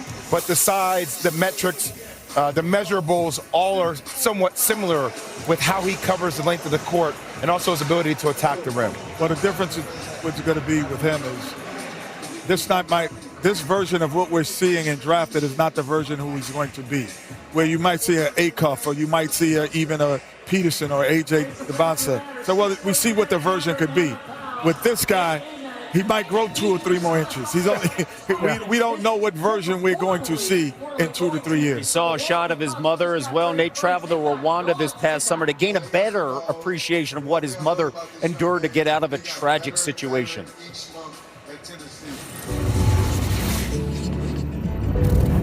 My mother was born in Rwanda. Fortunately for her, she was able to get a scholarship to become a nurse. Get out of Rwanda before the genocide happened. However, she did lose a lot of her family members. She went back to Rwanda for UNICEF. That's where she met my father. He was Peace Corps working with Catholic Relief Services. I had went back to Rwanda this past summer before my season at Tennessee. I got to see the genocide memorial. Kind of just opened my eyes to the perspective of, what these people had gone through and what my mom means to me and what she's gone through and how strong she was in spite of what she went through. Let's go to Lisa with much more with Nate. Nate, first I want to ask you, when you got drafted, we saw you on the phone. Who were you talking to? Talking to the Milwaukee staff. Super excited to have me. I've met with those guys a couple of times, so just super excited. Now, you've said that no one gets to decide the type of player that you are, only you. Just when did you decide that you wanted to be an NBA first-round draft pick? I would say probably my, when I first started playing basketball with my brothers at the park, just realizing how much the game means to me, but how much it brought us closer together. And this is your moment, I know, but I know that you also wanted to share it with your mom because of everything that you went through. Just your difficult journey from Rwanda to the United States. Just what has your mom taught you about, what was going to be necessary to achieve something like this? Yeah, I can get emotional speaking about it, but she's always supported me, believed in me, and just seeing her resilience and strength through it all just meant a lot. So, Ms. Gottlieb, you escaped civil war in your home country. I'm told that you worked 3 nursing jobs to help the family. How did watching Nate walk across that stage, shaking the commissioner's hand, how did it make all of that worth it? So happy. Hold your mic up for me. Make me feel very happy. I think he's a very good kid. He did everything I told him to. We told him to. He listened, and he's a great kid. That's make it easy for me as a mom. Well, congratulations to all of you. Enjoy it. Well, he, like I said, he has versatility. He has so much upside. The 13th pick hasn't always had that. Some guys up here. Yeah, I know. I was thinking Kobe Bryant, Karl Malone. I was thinking other 13th pick. Thinking those guys. Jay Will went 2. Kenny went 6. Yeah. RJ, where'd you go? I went 13th. Same pick as Kobe Bryant, Karl Malone. No, we didn't say those other guys. I was referencing. Certain times it didn't go right. See, this is the thing. If you take a shot, have all the history, we're still teaching that to Kenny. Some of the time it didn't work out. Yeah. Amen, by the way, he considers Kevin Durant the GOAT. When you look at his size, his length, and we had Jay will talk a little bit about that. That wingspan, a standing reach is second among forwards. He can continue to grow. Well, he can continue to grow, but also it's like when you talk about filling out, when you talk about defensively, the ability to make plays, whether it's steals, block shots, deflection, these are the things that are key. I'm talking about on all three levels. He has the ability to guard there. And also, he can be he's a ball handler, and he's very methodical. And it's an old school approach, Kenny, too. He'll just put you on his hip and walk you down the court. He understands how to play the game like an old man. By the way, Jimmy Haslam also is the owner of the Bucks and a big donor to Tennessee, and he's seen a lot of amen on the floor. Well, these guys are going to get to play. He and Burries will get to play next year. They'll get to play through mistakes. They'll get to learn the league. And when they come back in their second year, they will be really efficient. I think the first year you're feeling out everything. You're trying to figure out who does what. Then now you have a scouting report, and they will both get a scouting report a lot faster than some of the other guys that will be drafted from 13 and beyond. What an interesting cast of individuals in Milwaukee now between Tyler Hero and company and now the young squad, like how you keep all that together. And we'll find out more, too, with Taylor Jenkins as their new head coach, as well as they move on from the Giannis era as he goes to South Florida. And the Miami Heat will try to fill out that roster with Bam Adebayo and Giannis down low and inside. Right now we have the Charlotte Hornets that are on the clock here with the 14th pick. And they hit a jackpot a year ago with Concanipple. And then they had that little run where you're like, oh, they could do some damage from the outside. When you see them right now, what do you anticipate? Well, they have almost everything that they need. You have Concanipple. You have Brandon Miller. You have so much talent. I think you start looking at more depth. I'm very, very excited to see what direction they're going to go. All right, we'll find out right now. Seconds away. Could it be size? Let's go to the commissioner, Adam Silver.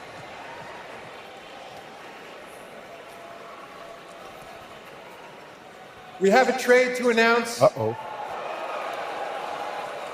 As part of a deal to be finalized later, the Miami Heat are trading to Milwaukee Bucks the draft rights to Nate Ament, the 13th pick. And with the 14th pick in the 2026 NBA draft, the Charlotte Hornets select Hannes Steinbach from Würzburg, Germany, and the University of Washington. This young man, you talk about the size that he brings at Washington, a forward center, 22 double-doubles, tied for the most in Division I. Averaged 18 points and 12 rebounds. No, outstanding. He won the Euros, the under-19 over in Germany, played with them. I love seeing players that play international basketball. A lot of American players, they come over here, they get summer workouts, but they're not able to play. When you're 16, 17, 18, you get to go play for your country, and that helps with your development. That helps playing against grown, older men. Those are the things that, in my opinion, having that ability helps you play quicker when you get to the league. He led the NCAA in rebounds. Hannes has quite a family connection with one of the NBA's greatest players, the 2026 All-Big Ten star, even tries to replicate the moves of this NBA Hall of Famer. I first met Dirk Nowitzki when my father played with Dirk in Würzburg. My dad actually used to take Dirk back home from practice and stuff because he was too young to drive, so I think they were really close friends back in the days. In Germany, I think almost every young basketball player is a big fan of Dirk, so when you get in the gym after practice or before practice, everybody just kind of tries to replicate that move. Dirk with that patented one-legged step-back jump shot. How many points has he scored like that in his career? I tried to develop my game a little bit after Dirk. I don't think anybody has a turn on faith like Dirk, but I'm trying to be like him. You see Dad Burkhart, his reaction, just a proud papa as the celebration continues for Steinbach. For much more, let's send it over to Lisa. Hannes, you were the first freshman since 2008 to lead the nation in rebounding. Other than being tall, which you are, just what are the Hornets getting in you that makes you such an elite rebounder? I think just my energy to always go to the ball, always crash the defense board, always want to finish the play on defense, and just my intuition and reading the glass. Now we have a message from a very special friend we want you to take a listen to. Hannes, congratulations, my man. Another kid from Würzburg in the league. Incredible. I've known you since you were born. I've followed your journey, and I'm super proud of you, how you handle everything. Enjoy this moment with your family. Oh, speaking of, I'm so glad you didn't get your dad's athleticism and hands. Enjoy this moment. Congratulations. So I've got to ask, sir, if he didn't get his skills from you, where did he get them from? From the mother. Okay. That makes sense. Congratulations to all of you. Congratulations. Thank you. If you're wondering, Mom, Petra, of course. By the way, the dad played, and that is Burkhardt, professional basketball in Germany. So this continues here when we talk about the excellence. 13 games with 20 points and 10 rebounds, trailing only Cameron Boozer for most in Division I hoops. I know it's awkward, but RJ and I, do you see his dad's hand? His hands? Yeah. Like, well, that's what I was saying. But that's what I was saying about size, because if their 1, 2s, and 3s are pretty much set in Charlotte. Yep. But at times, Miles Bridges has to play 4 consistently. So now that could move him to more on the perimeter, and when you put him into the game. And so I think this is to give it some more flexibility and versatility. Okay, you mentioned size. We're going to bring some size. How about some Carolina Duke muscle? Guys that were AAU teammates, and they went 3rd and 4th overall in tonight's draft. Boozer and Wilson going to join us live on the set after these ABC stations.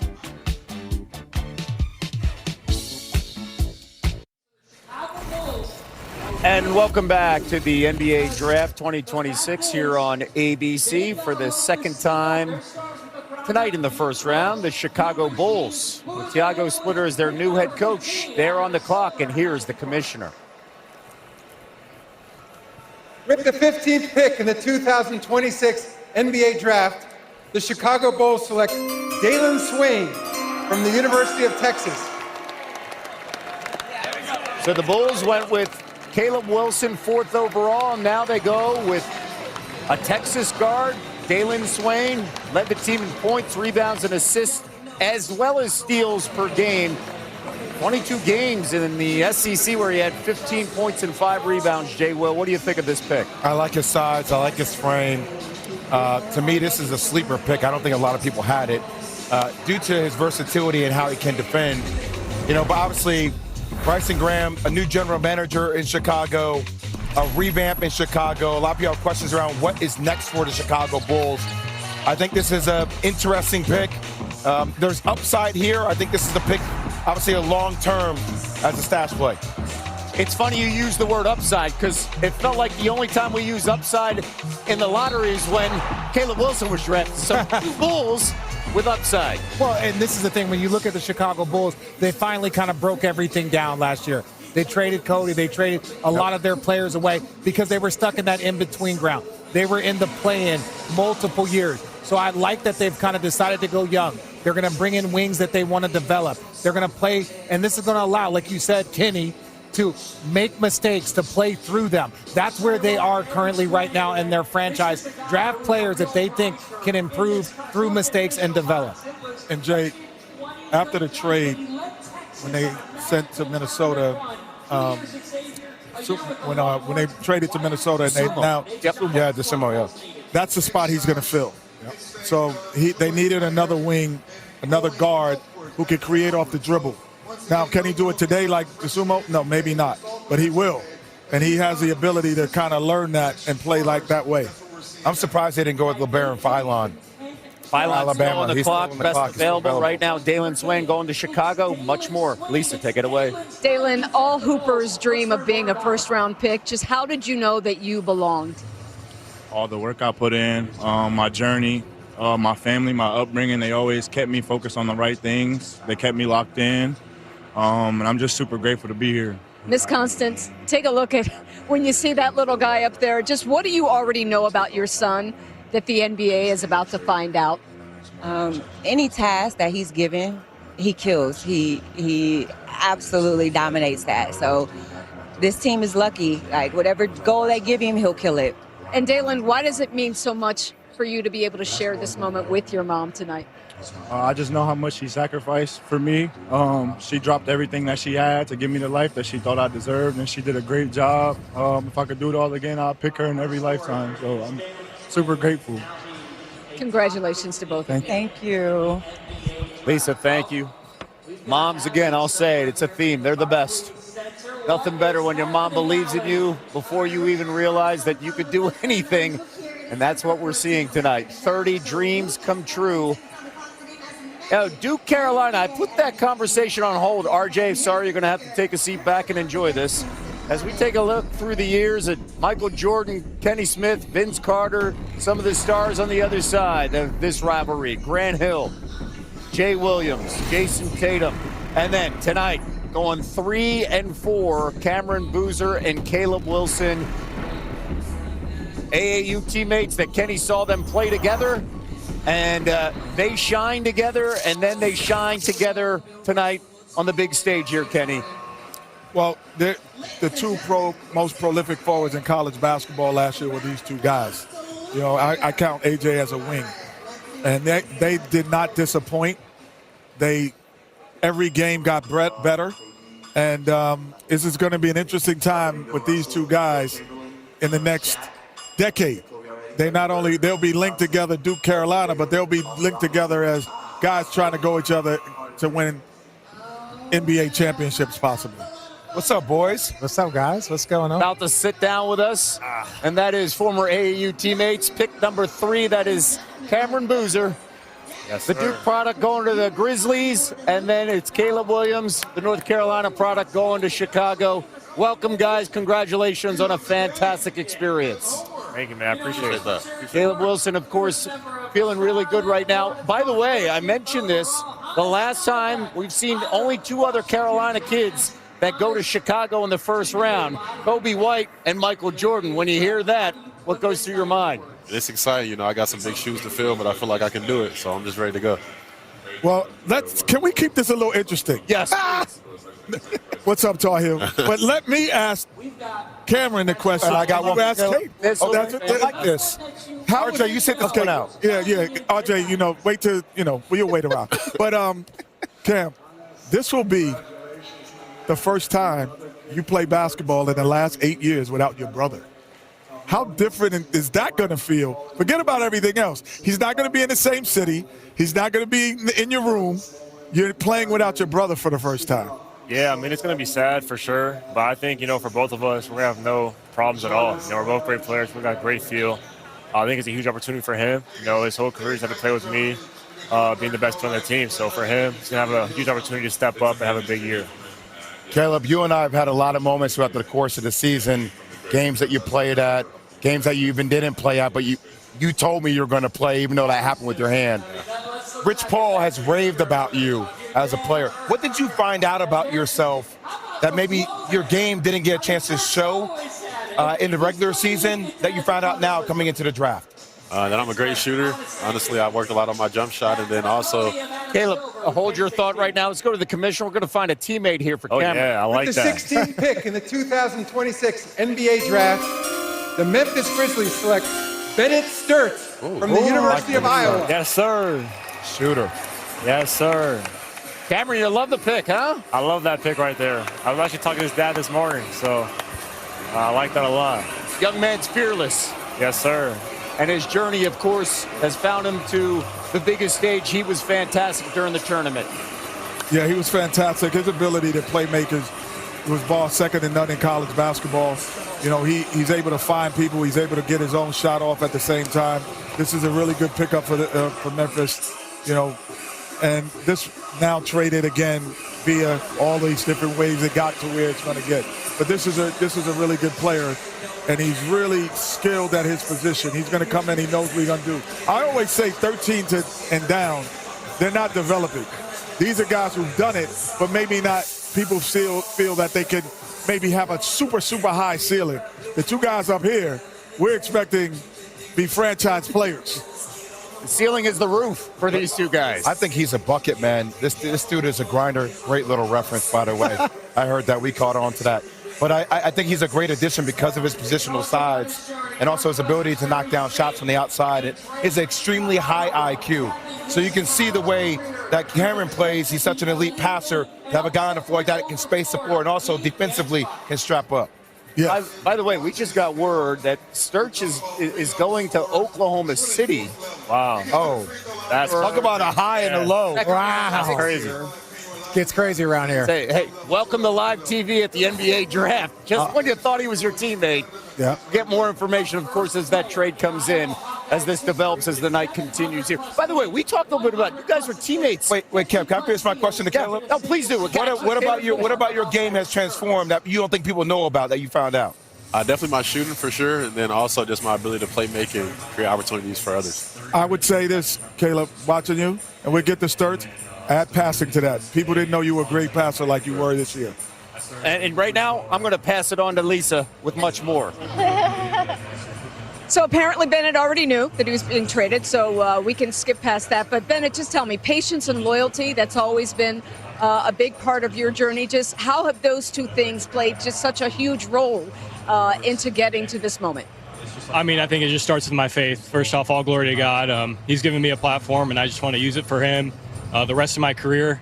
And just raised that way, being around my family that way, just learned about loyalty and didn't want to leave that. You've been around your head coach, Ben McCollum, every step of the way. Just why was that so important to you, and how has that impacted your game? I think he just cared about me more off the court. Like, he cared about me as a person, and he just made me a lot better basketball player. And man, he pushed me, and he's part of the reason why I'm here today. And really quickly to your brothers, I know you guys have a lawn mowing business back in Kansas City. How much more can you charge now that your brother is a first-round pick?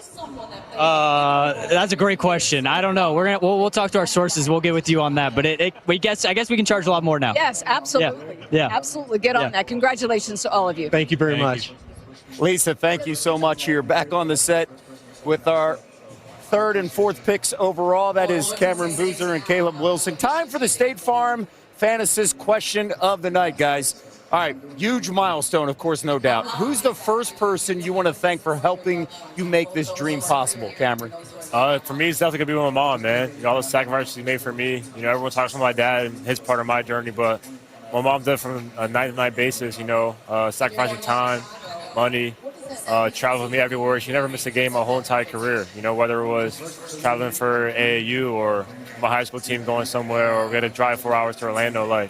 She was there with me every step of the way, so definitely my mom. Shout out to your mom still ran the ball in on the beach tournament at one time, and I still have a bone to pick for an 8 o'clock game and when our flight landed at 8:15. So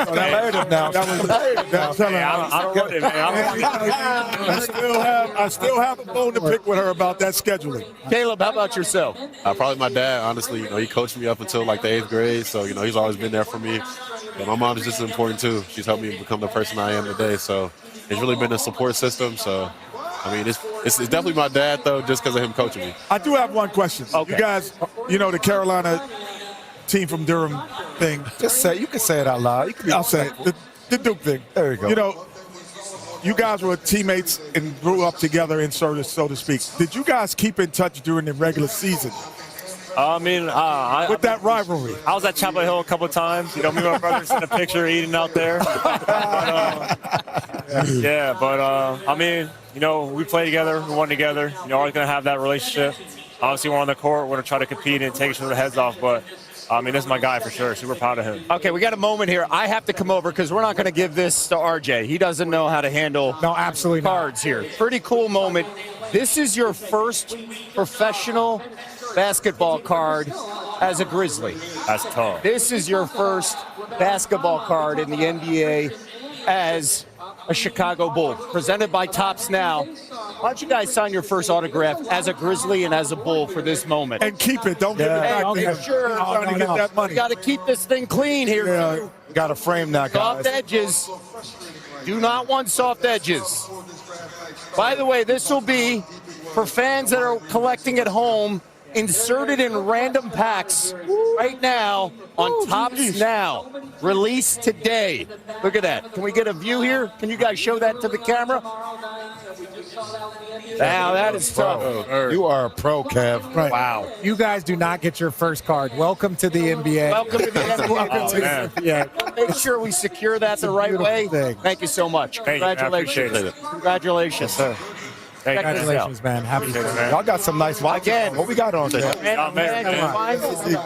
Tops now, at least today. Yes, sir. job, baby. Appreciate it, man. What we got on?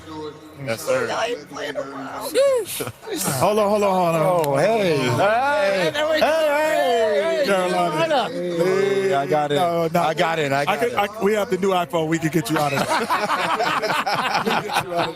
All right, Sean. Thank you, man. Thank you, guys. All right, y'all. Congrats. Congrats, man. As we continue the NBA draft here on ABC, this next pick, of course, talked about a trade here. We thought a pick was going to Memphis while we had Cameron here. This pick is actually now going to Memphis, even though you see Oklahoma they City. switch. Sturts is going to Oklahoma City. Memphis is on the clock right now. We will hear from the commissioner in a matter of moments. You mentioned Phylon, best available player right now on the board. Still available, dynamic guard that can score from anywhere on the floor. Okay, let's go to the commissioner, Adam Silver, right now. With the 17th pick in the 2026 NBA Draft, the Oklahoma City Thunder select Ebuka Okori from Stanford University. Wow. Kevin, Ebuka Okori is one of the coldest guards in this draft. RJ, you made mention of Kyrie before.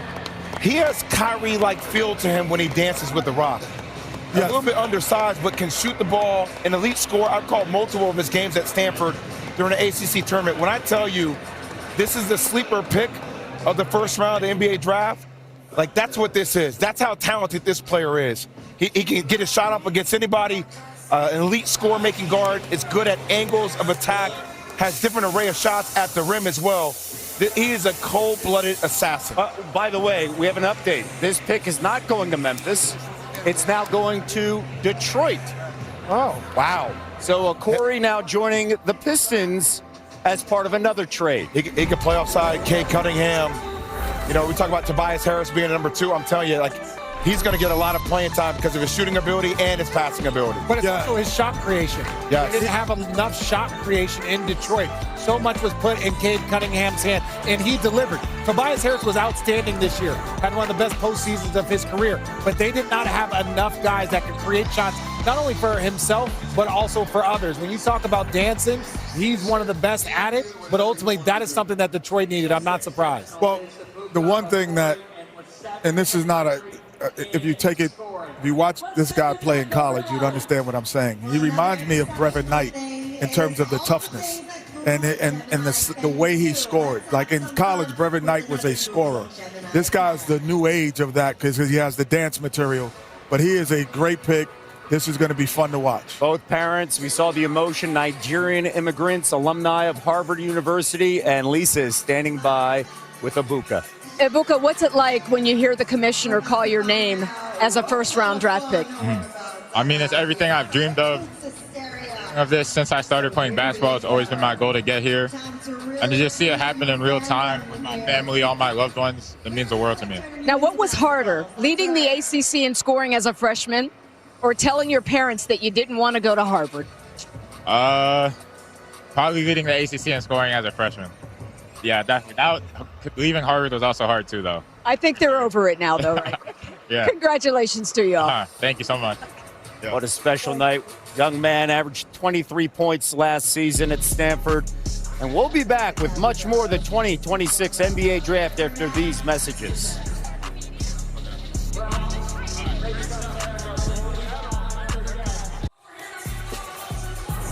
Back here at the Barclays Center, and here's the latest on the trade that we were talking about earlier tonight here.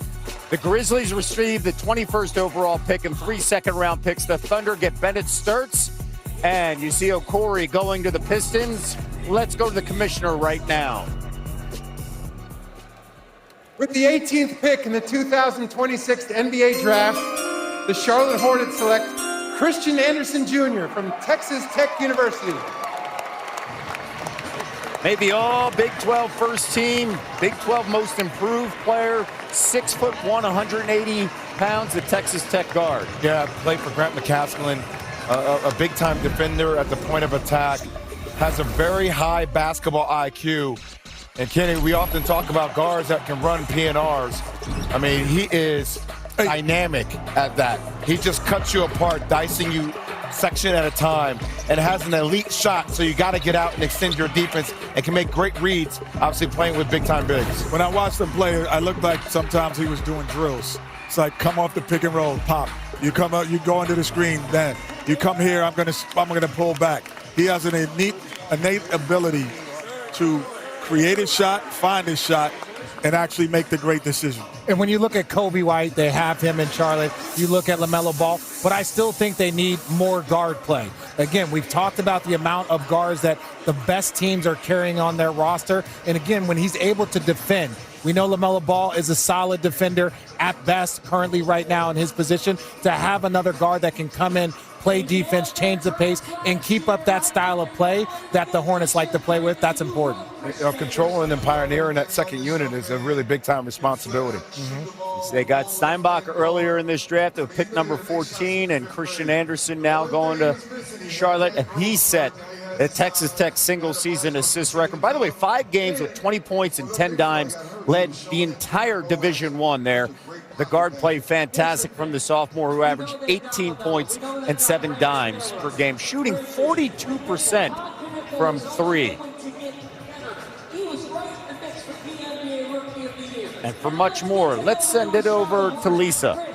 Christian, we're watching some of your highlights there. Just what makes you such an elite shooter? I think I've been working on it since day one. I think I've always been the best shooter, everywhere I went. So, like I said, I've been working on it, and I've been in the gym countless hours and working on it. I know that you love to draw, and including pictures of your future self playing in the NBA. Just what did you visualize for yourself as a pro?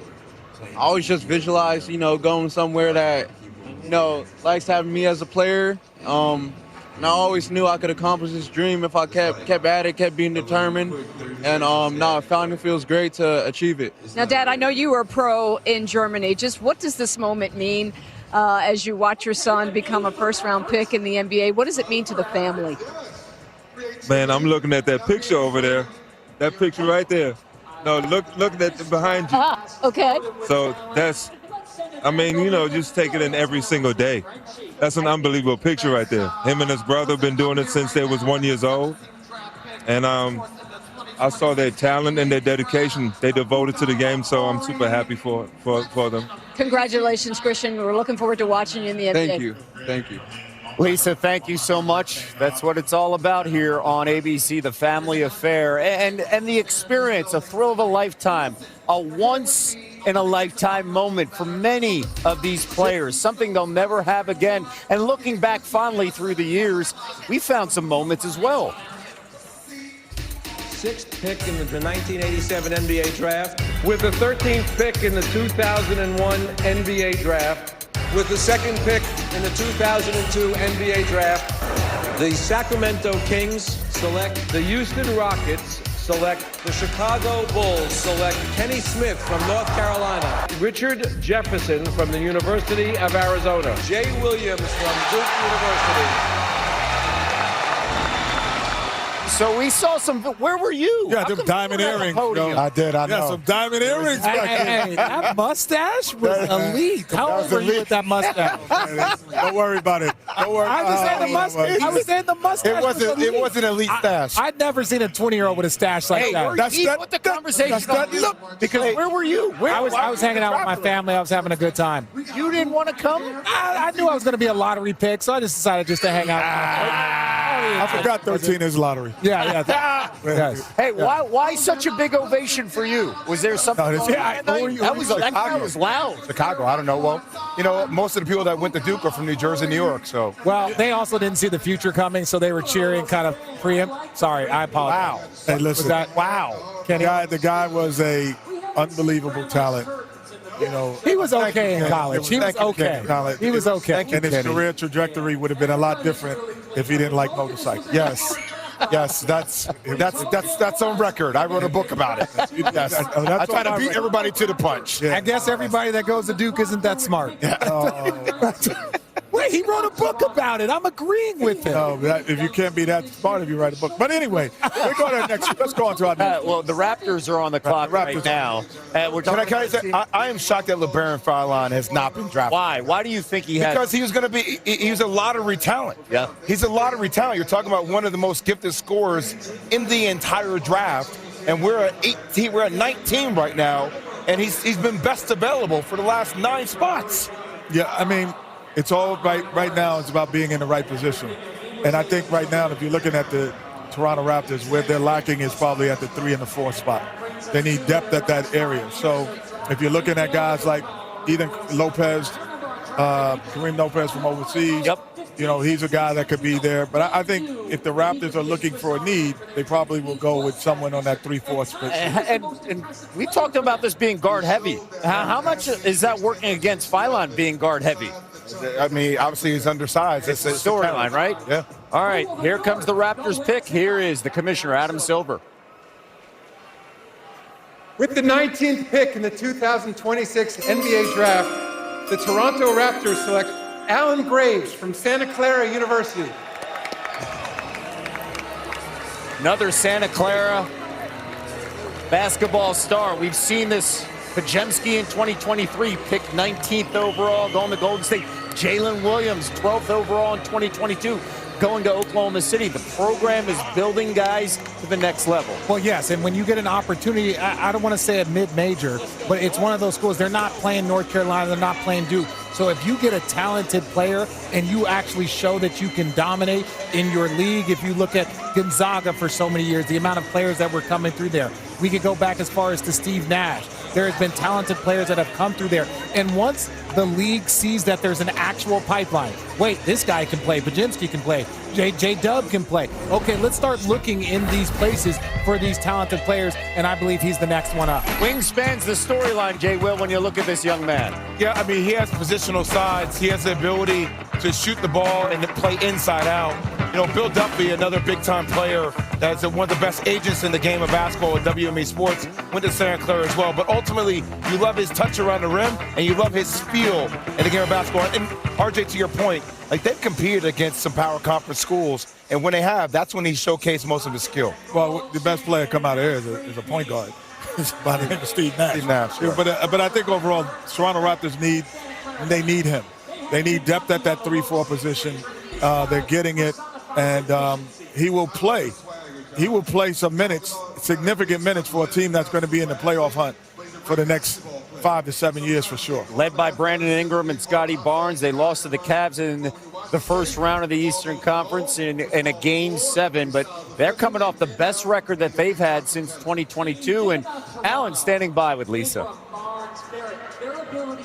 Alan, you won 2 high school state titles. You were Mr. Basketball in Louisiana in 2024, and yet you've had to convince people that you belong. Just what are you the most proud of about your journey to a first-round pick? Just the resiliency it took, the dedication, the hard work, just all the late nights in the gym, you know, just not allowing myself to give in to the doubt, give in to the, you know, people not looking at me as such a great player, but, you know, just not giving in, but staying humble and staying true to the purpose that I knew God had planned for me. Now, both of your parents are former players, so mom, dad, who gets credit for his skills? I got to give him a lot of credit, but also his siblings. I will say his siblings had the biggest impact on the player he became. So I'll give them. His dad definitely started all of them with the training. I was the rebounder by the time I had 3 kids, but definitely his brothers had a huge impact in his college career. His sister early on made him tough. Well, congratulations. We look forward to seeing you in Toronto.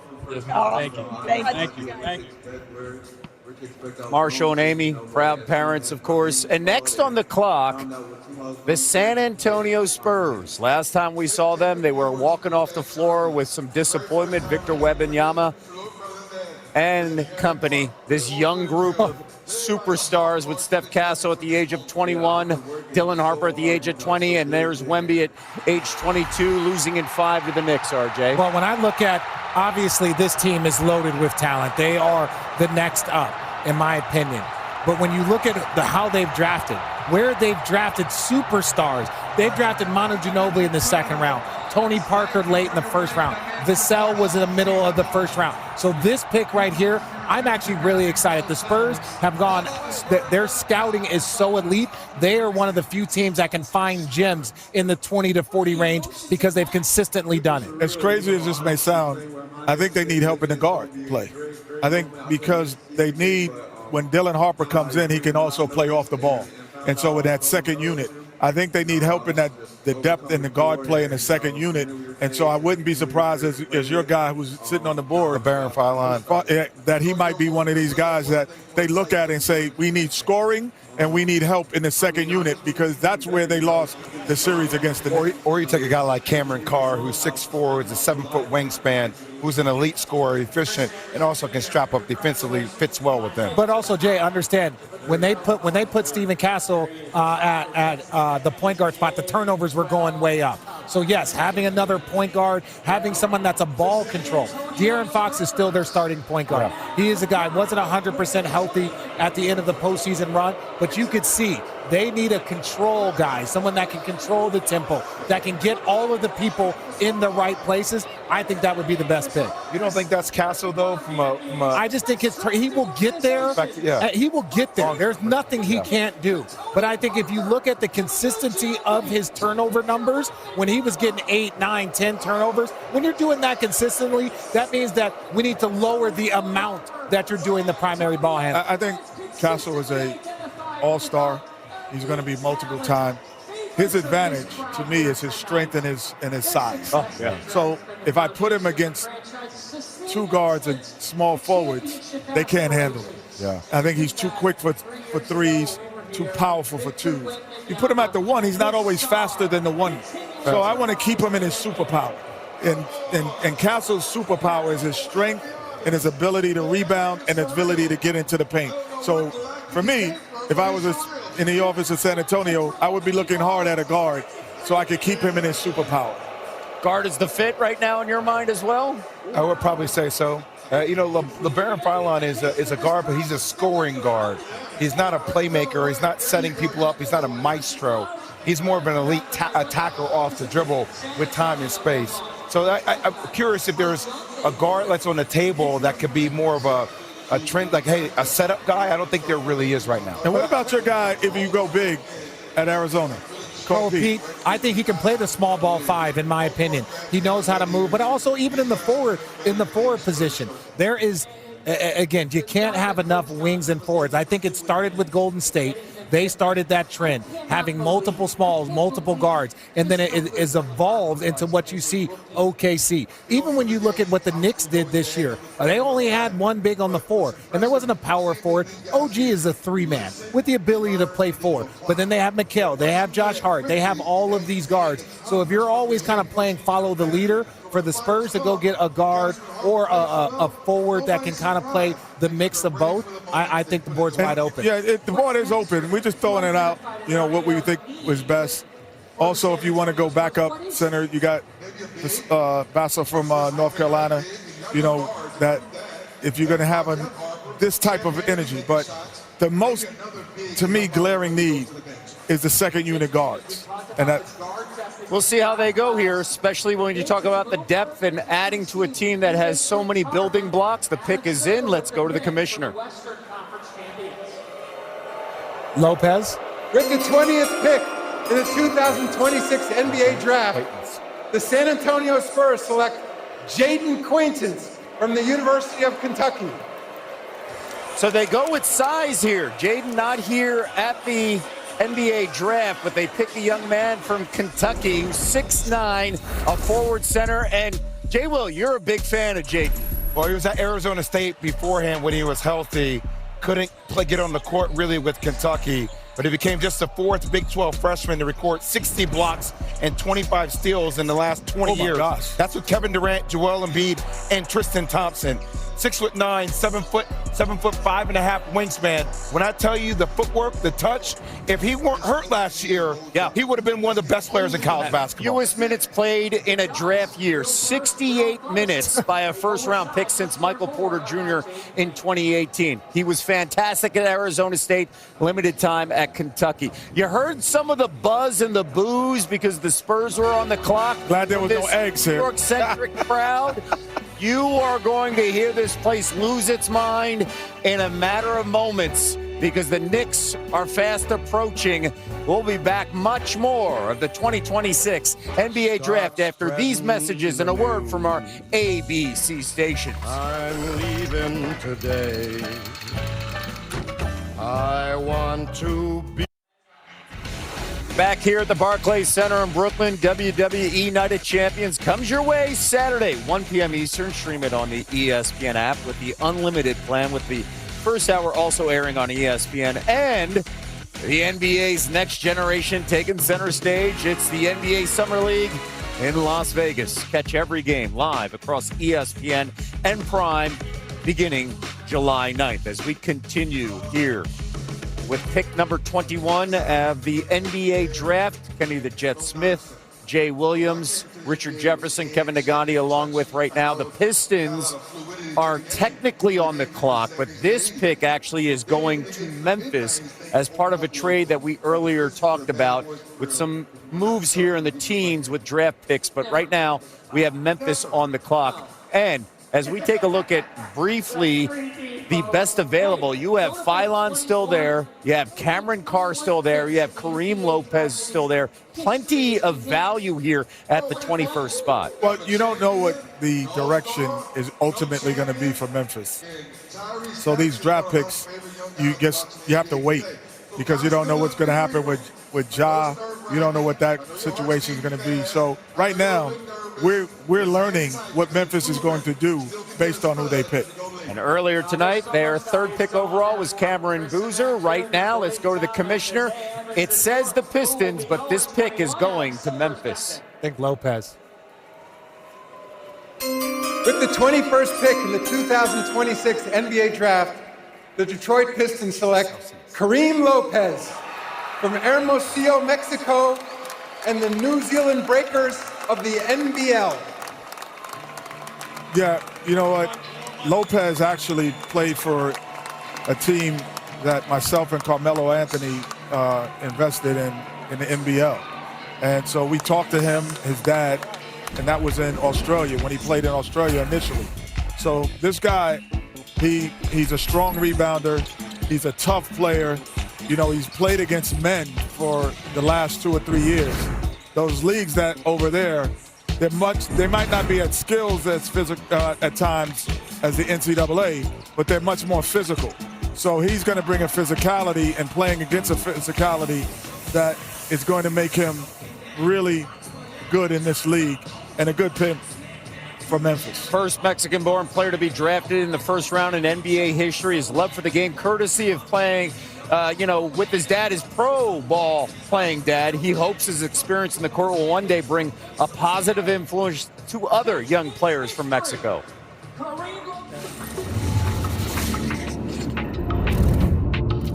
I'm from Hermosillo, Sonora. How I got into basketball is my dad used to play pro, and ever since I was born, I was going to his practices, I was going to his games, I was going to his shoot-arounds. I was basically born with a basketball in my hand. I was always really connected to basketball. I was always hooping in the parks. I think that builds character, and that's what, makes our personality. I would love to have an impact on young people, and I think showing them that someone that came from the same place as them, I think that would help a lot of kids to get inspired, to see that, they can make it too. And the reaction, the wait is over for Kareem Lopez. Celebration with his dad, Jesus, mom, Claudia. And now he is going to Memphis. You see Pops all emotional. Here's Lisa with much more. Kareem, as the first Mexican-born player to be taken in the first round in NBA history, we talked about this yesterday, but what makes that special to you?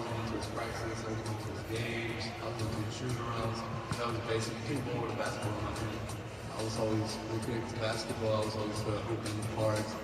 I think that builds character. That's what, makes our personality. Well, it's just super special, honestly, to an impact on young people, and I think showing be here. them that someone from the same place as them. I'm blessed, and yeah, I mean, I have no words. Show everyone the inside of your jacket for me. Can you do that? You wanted to add that as a special custom design to your suit jacket. Just why did you want that there, the Mexican flag? Yeah, I just wanted to show, represent my culture, represent where I'm from, represent my faith, and yeah, just represent myself basically, show the people who I am. And for mom and dad, you watched him go off when he was 14 years old. You watched him go off to follow his dream and to play in Spain. How did you know that he was ready to go? I don't know. I always knew it. He has that on him, and he was writing letters. He was doing drawings since he was a kid. And I know he's hard. I know, how hard he has worked, and I knew he was special from day one. We can all see how much this means to you, Kareem. Congratulations to you and to your family. Thanks so much. That's beautiful to me. I grew up right in Arizona, Southern California. We would play against Mexican teams coming over the border and playing. But you look at how many players are coming from Canada. You look at how big the game is here, how big it is in Spain and other Spanish-speaking. The fact that this is the first Mexican-born player in the first round, this is a beautiful thing. It's something that the entire country should celebrate, and the emotion that he is showing shows how important it is to him. It only takes one to start a trend and to start building it, but it is beautiful to see again. His father was a coach. This is a part of his family's dream. This is amazing. Well, they're great basketball players all over the world. He's one of them. He's one of the top players, obviously in his country. But I can remember guys like Eduardo Nahara played for about 11, 12 years in the NBA. But what he has is a toughness, and that is unmatched at this age.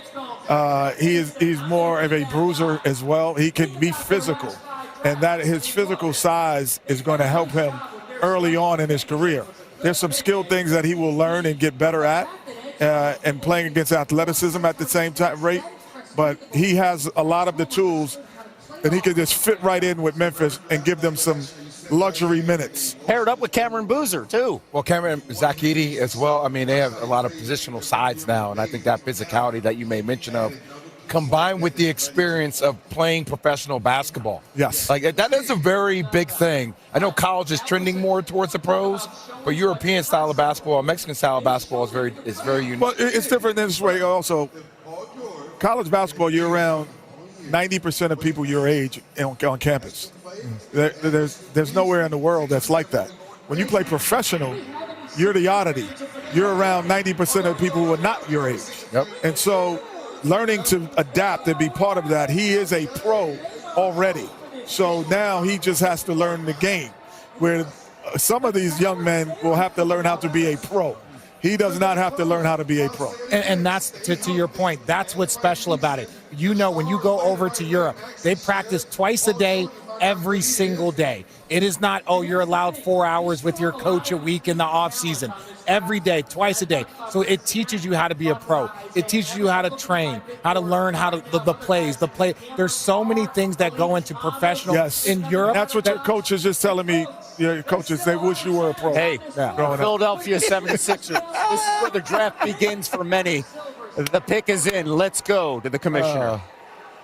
With the 22nd pick in the 2026 NBA draft, the Philadelphia 76ers select LeBaron Philon Jr. from the University of Alabama. Wow. LeBaron's been waiting patiently.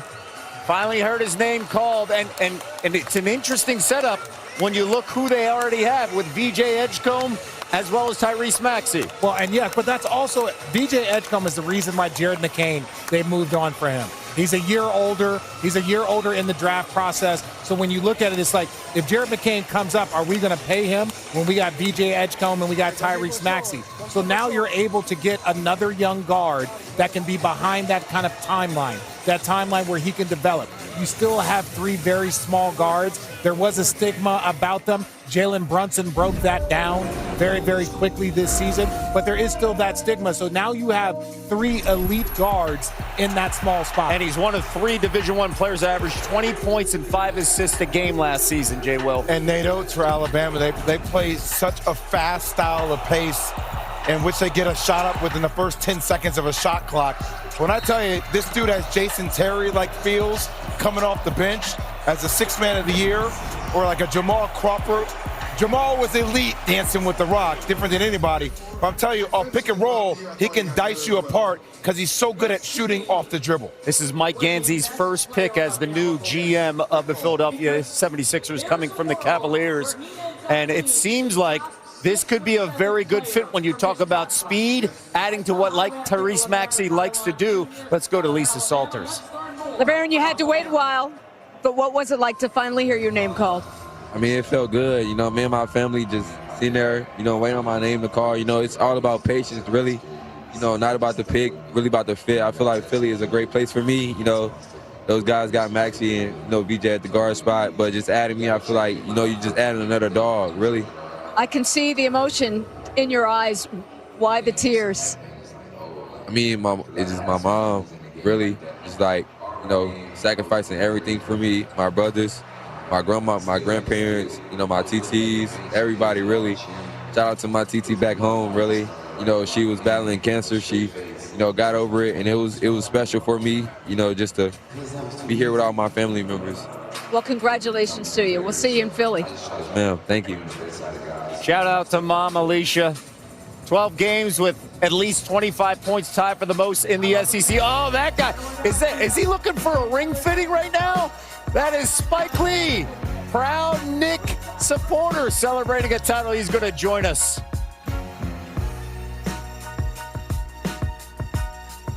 Hulu.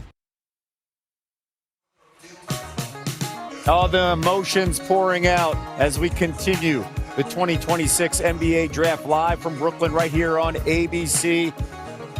30 dreams will be realized with these young men and their families celebrating as they move on to the next destination. Back here with Kenny the Jet Smith, Kevin Nagani alongside Richard Jefferson and Jay Williams as the Hawks are on the clock right now.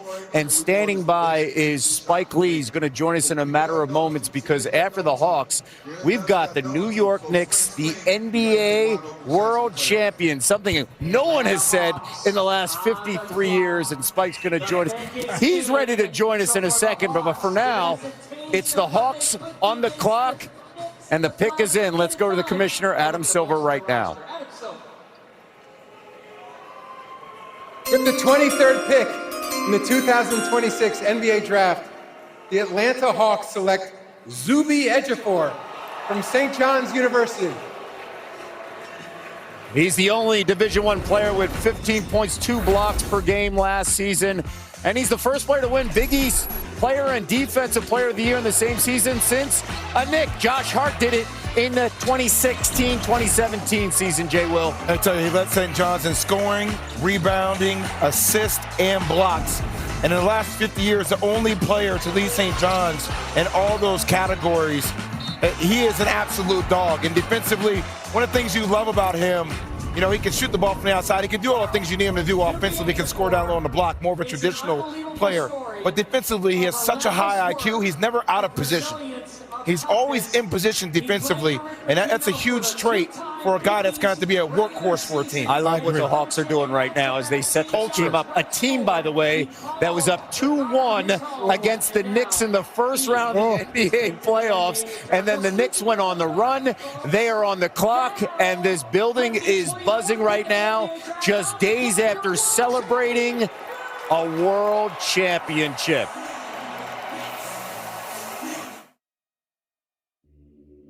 .7 remaining, trailing by 1. Tip it good for the lead, and this place is rocking at the Garden.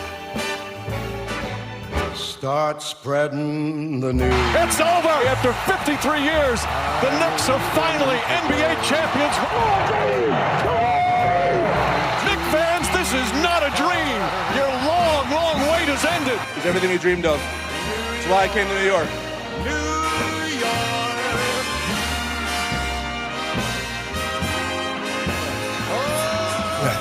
Okay, and there is Larry O'Brien with the great director, Spike Lee. And I think on the resume, #1 Knicks fan ever. I don't even care about that. Hey, by the way, this just in. The Knicks just traded this pick to the Lakers. We've had you on this show before where the Knicks have traded their draft pick, and you've had a different reaction. Right now, it's a completely believe in Leon feeling. Rose. There it is. Say it again. And World Wide West. Say it again. There you go. Say it So again. we're good. But I want to say this, Spike. Congratulations, Thank you. because you deserve a congratulatory. All you were haters. No, who's a hater? Haters. Who's a hater? But I will say this. Angry. Let's go one by one. But did you hear? Meeny, meeny, miny, mo. Okay. But did you hear what had to happen? 53 years. No, you have to give up the Oscar like you said you would. You said you have to give up an Oscar. Seats. You said I would give up an Oscar. Who did you go to? And Barkley said, "Oh, that's gonna be a long time." No doubt. And then Reggie Miller was with us at 2. He had that crazy look on his face. Does it feel as good as you thought it would? Yes. And you know what? I thought about my father, my late father. My father took me to the old garden. Remember Nedick's? Yes. And then when we got the new garden, we were sitting in the blue seats where you could touch the roof. And I was just happy to be in the garden. And I used to grow up watching Jack Nicholson at the world's most famous forum. And I said, Lord, never made that beat me one I day. said, never made the money because I want to sit where Jack is sitting. Wow. This is what I want to say. You were there every conference finals, every NBA finals. I just want to know, to me, how emotional were you? Were there tears when it that 2020 finally got look at these two? I mean, listen, 5 days ago, you were on the parade. You had your own float. No, I was invited by How the amazing Brunson. was I was that? invited by the Brunson family to be on the float. Oh, okay. And what was that like for you? It was great. I only went to one thing with the Yankees. I forgot the year it was, but that was it. But this is the first time I've ever been involved in. But I tell you, the one thing about this, the second time is actually better. Yeah, I'm saying. Go for number 2. Back to back. The second time is actually better. Whoa. Hey, Michael. Thank you. Thank you. I said the same thing. I was so proud of him that he won those 2 And you know championships. what? Michael was born very close to here. Cumberland Hospital. Yes, indeed. Mike Tyson and Bernard Albert King. Cumberland Hospital, Fort Greene, Brooklyn. What? It's like I want to ask you about the free agent before the free agent, because everybody talks about Dolan or Leon Rose. Talk about World Wide West and what that's meant for the culture to the Knicks. It's Leon Rose and Worldwide. Them two. They're the ones who call the shots. You know, Dolan gave the green light, and they've done their thing. And another thing I think about, May 8th, 1970, I was at the Willis Reed game. Wow. My father's lawyer had season tickets. Back then, the garden had different colors. Remember different color sections? My father's lawyer had yellow seats. And throughout the year, he'd give me a ticket to go with him. And he said, Spike, if there's a game 7, you can go. So I was at don't call it the Willis Reed. Don't call it the Willis Reed game. Well, not in front of Walt Frazier. We don't need to worry about the Knicks pick right now on the clock. This pick is going to the Lakers, and here's the commissioner. I like With the 24th pick in the 2026 NBA Draft, the New York Knicks select Cameron Carr from Baylor University. So once again, this pick, the Baylor product, sophomore guard, will go to L.A. as part of a trade with the Knicks. Well, 67 dunks a year, man, super athletic. Yeah, super athletic. And the other thing about this is, like, you know, you were either going to go to the world's greatest arena and play with the world champions, or you're going to play with possibly the greatest basketball players in this generation with LeBron James. So you didn't have a bad pick. Wouldn't have a bad day today if you're Cameron Carr. No, Cameron Carr's having a really good day. But also, again, Baylor is one of those teams. They play the style of basketball very similar to Houston. It's defense. They play a pressure style. They play an up-tempo offensive style. So when you look at a player like this coming into the Lakers have a lot of needs. They got a lot of things that they have to fill out. They have a very, very good team, but you can also see that they're missing spots that they can get help in. Yeah, the one thing about Cameron, he's going to be there to learn. Yep. He's going to be there around the greatest player and the greatest inspirator in terms of, as you know, Richard, is the way his workouts and how to be a pro. He's going to learn that fast, and you can't put a dollar sign on that. No, RJ, he reminds me a little bit of Shannon Brown. Remember Shannon Brown? Yes. That elite bounce that he used to have when he played with Kobe. Yeah. Similarities there. Well, and the defense is the last thing I'll say, Kevin. The defense is where you get yourself on the court. We can't say that enough to these young players. Defensively, that's how you get on the court. Did you mention he can jump? His dad, Chris, in the dunk contest. Oh, yeah, that's right. Went up against Kobe. There is Chris Carr right there. I mean, you talk about the hops when he was with Minnesota in 1997. Elite athleticism, and it's passed down through the genes. Yeah, and by the way, keep that in mind. It's carried over. 42.5-inch max vertical leap. That's tied for the second best that we saw at the NBA Combine. You see, okay. Yeah, but Kobe he had the right swag, baby. Yeah, Kobe beat back then. Completely different story. Again, the graphic says going to the Knicks, and we have Cameron Carr going to the Lakers, and right now he's with Lisa. Cameron, just tell me, how does this moment compare to how you dreamed that it would be? Man, it's a blessing. It's exciting. This is just all a tribute to God and everything that he's blessed me with and my abilities. And so, and I got to give my credit to my parents, of course, and my head coach, Coach Drew. Man, I wouldn't be here if it wasn't for him. Now, I know you're known for your spectacular dunks. Do you have a favorite from this season? Because I do. Ooh, favorite dunk from this season? Might be the Arizona State one. This one? This was my favorite. Tell me what happened there? I knew I was a lot more athletic than him. Wow. When I saw it, I was like, oh my goodness. Now, Dad, you played 6 seasons in the league. Just what have you told him about what to expect? Just be proud that you're there. It's an I get to, not an I have to. And be thankful with the opportunity and punch the clock every day. Well, congratulations to all of you. Can we see that dunk again, though, as we leave? That was crazy. Congratulations. Thank you so much. Thank you. Lisa, thank you so much. And Spike is kind enough to continue to join us and stay with us here on the couch as we continue the conversation. What's the trade? We're getting information. Shams is reporting they're switching 24 and 25, Lakers and Knicks. And the Knicks are getting cash considerations from the Lakers. Oh, so now they're going to be 25. It looks like we're trying so if you were GM and you were Worldwide West or Leon Rose right now, what would you go after? And it doesn't have to be a player, but you could talk about positions or what it means to stay at the top. We got everything we need. Oh, okay. Chris Jr. I love it. The confidence. We don't know what's happening with Mitch Robinson. Yep.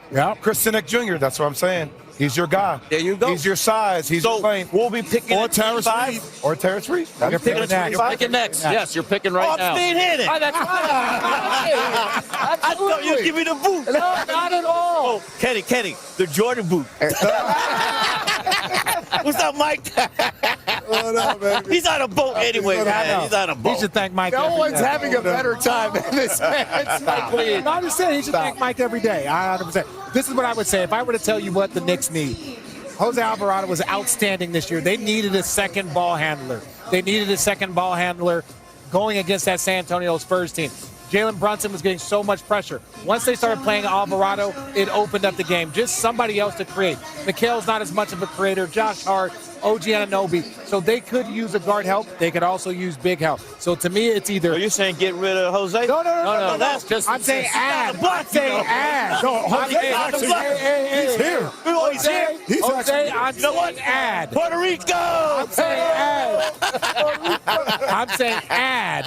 saying add. We sat up here talking about a wealth of guards. Oh, no, that's the homie right there. You fixed it up. You fixed it up. You know what I would do? If I was a Knicks, I'm looking for size in the three, at the three. So coming off my bench, with McBride, with Jose, who are a little undersized for their position, then I have a bigger three. that can rebound the basketball and defend. So if I was the Knicks, that's what I would be looking for. You like Sanak? You mentioned him. He likes Sanak. I think, you talk about Mitchell Sanak, I should say. Talk about Sanak, a guy who has size, who has a lot of skill, too, can shoot the ball from the perimeter. And just has what about Caravan from UConn? The ball. I don't know that's for the Knicks. He shoots it. You need some perimeters. I mean, the Knicks, like he said, they're a championship team. You got to chase them. They're just plugging and playing right now. So it's a free pick, really. It's really a free pick. Nothing's a free pick. It's a free Nothing is a free Do you pick. think we could have used the brother from St. John's? Oh, yeah. Yeah. Oh, he does a lot of things. He does a lot of things. Terrence Reed. We needed him. Terrence Reed plays that way. Yeah, Terrence Reed. That's how I like it basketball. From UConn, from UConn. I don't bring his size. Athletic size. He plays, he could be with like a younger version of what Mitchell Robinson is now. How tall is he? He's about 6'10", 6'11". Yeah. But he's super physical, dunks everything. Great touch around the rim. Great touch around the rim. I like him. Hey, so before we get to the pick, though, I mean, you've been through it all. You've seen everything. Courtside, buying your tickets, purchasing, understanding. I buy my tickets. Exactly. When Dave DeBusschere touched the envelope. The cold envelope. Yeah. Hey, I don't know nothing about that. I don't know nothing about that. All I know is I ran to the A train. It was 3 right at that slip online. So my season tickets, Patrick Ewing's first year. Wow. So you've seen a lot, and you've experienced a lot of heartbreak. Did the moment of winning it all match what you dreamed about as a fan going through that heartbreak in the 90s, even at last year with Halliburton and what you've experienced, the Charles Smith experience? Hey. Did it? Well, let's talk about the commissioners right now. All right, here we go. I'm gonna get your thought after this. I'm not leaving. Let's go to the commissioner right now. This is the Knicks pick here, taken by the Lakers. First, we have trades to announce. As part of deals to be finalized later, the Oklahoma City Thunder are acquiring the draft rights to Bennett Sturtz, the 16th pick. The Detroit Pistons are acquiring the draft rights to Ebuka Okori, the 17th pick. And the Memphis Grizzlies are acquiring the draft rights to Kareem Lopez, the 21st pick.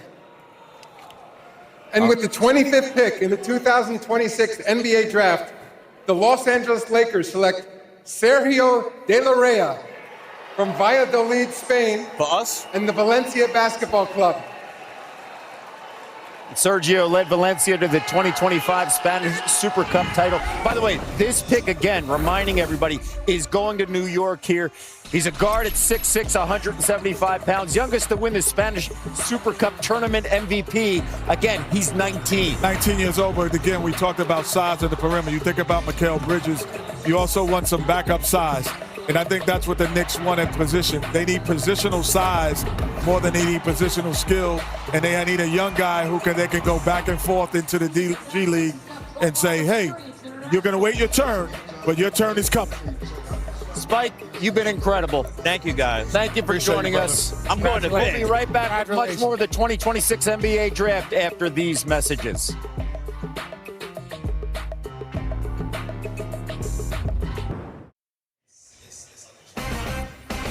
Coming up after the draft, don't miss SportsCenter with Scott Van Pelt over on ESPN and streaming on the app. He'll talk about the best. Hey! He'll talk about the best picks of round one and much more. He has no idea what we're talking about and why he's on camera. Tomorrow night on ESPN, coverage of the 2026 NBA draft continues at round 2, 8 p.m. Eastern, 5 Pacific, and on the app here. You can stand up and pay attention, RJ. Now we're good. TV. What's wrong with you? Hey, a recap of what we've seen so far. A.J. DeBonsa went number 1 overall, the first BYU player in the modern draft era to go number 1. He goes to Washington. We had 3 players selected in the lottery coming out of Michigan. That is a school record. And 8 straight freshmen selected to start the draft here. Right now, the Denver Nuggets are on the clock. And as we take a look, top 2 in the MVP voting for 6 straight seasons. Quite a list to join there when you talk about Bill Russell and the legend that is Larry Bird. Jokic needs help, though, when you look at the roster rebuild. I would think they need to be healthy. That would be number one. Help is may come from veteran trade or veteran signings. They have the keys to kind of get over the top. They have to be healthy and they have to play long. And I think also Cam Johnson, his first year there, was a little bit backseatish. And I think next year he will take the Michael Porter type shots. And then I think that would loosen up things for Jokic. And how you say one guy who probably averaged 15 points a game or 12 points, how he can impact the game. He can impact the game if he does that, if he averages anywhere between 17 and 19 points. RJ, a guy like Koa Pete being there, kind of like that body size frame, could that fit with Denver? I think Koa Pete can fit a lot of places. To me, he is one of those players that is getting looked over. This dude won 4 state championships. He won 4 gold medals and took Arizona to a Final Four. There are certain players that know how to win. They do the little things. They're talented players that do the little things. You think of like a Josh Hart type player. This dude does all the things that brings the team together. Koa Pete is one of those bigs. I don't think he had a great draft workout that kind of slid him down, but that's where he becomes a valuable asset to these teams that are, this is a playoff team. This is a team that still wants to win a championship. If you can bring in a high-level McDonald's All-American type that can contribute, those are the players you should look for. To Kenny's point, how about regular season games missed by the starters? 136. Here's the commissioner. Pick in the 2026 NBA draft, the Denver Nuggets select Terrace Reed Jr. from the University of Connecticut. Size. Yeah. You need, when Jokic goes out the game, the guy is a rim runner, he's a shot blocker, and he's physical. And he's a load inside. I thought at times he took a back seat a little bit too much in terms of the scoring load. But you could drop the ball to him and he can score.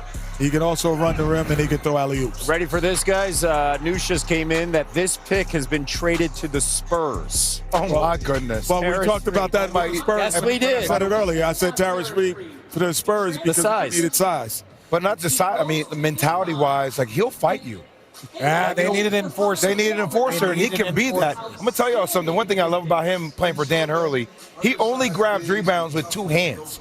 Like, I've seen people's arms get caught in between where he just rips your arm. He's that type of imposing presence that can be additive to Wemby. Because the backup, at times, Luke Cornett, you're like, he's an older player. Now you got a young guy coming in with a young team, that can grow together, and you can keep Wemby on the perimeter. You do not have to put him in the box and play against Cat and play against guys like that has physicality for long stretches. So when you look at, would you compare him to an Isaiah Stewart type, right? Like I would say, who he reminds me of? Andre Drummond. Okay. He's a lot more Andre Drummond in terms of physicality and rebounding and thought process, but a better shooter. But Andre Drummond now he should be better than Jay Will does. Averaged 12 points, by the way, in the paint last season, most in the Big East.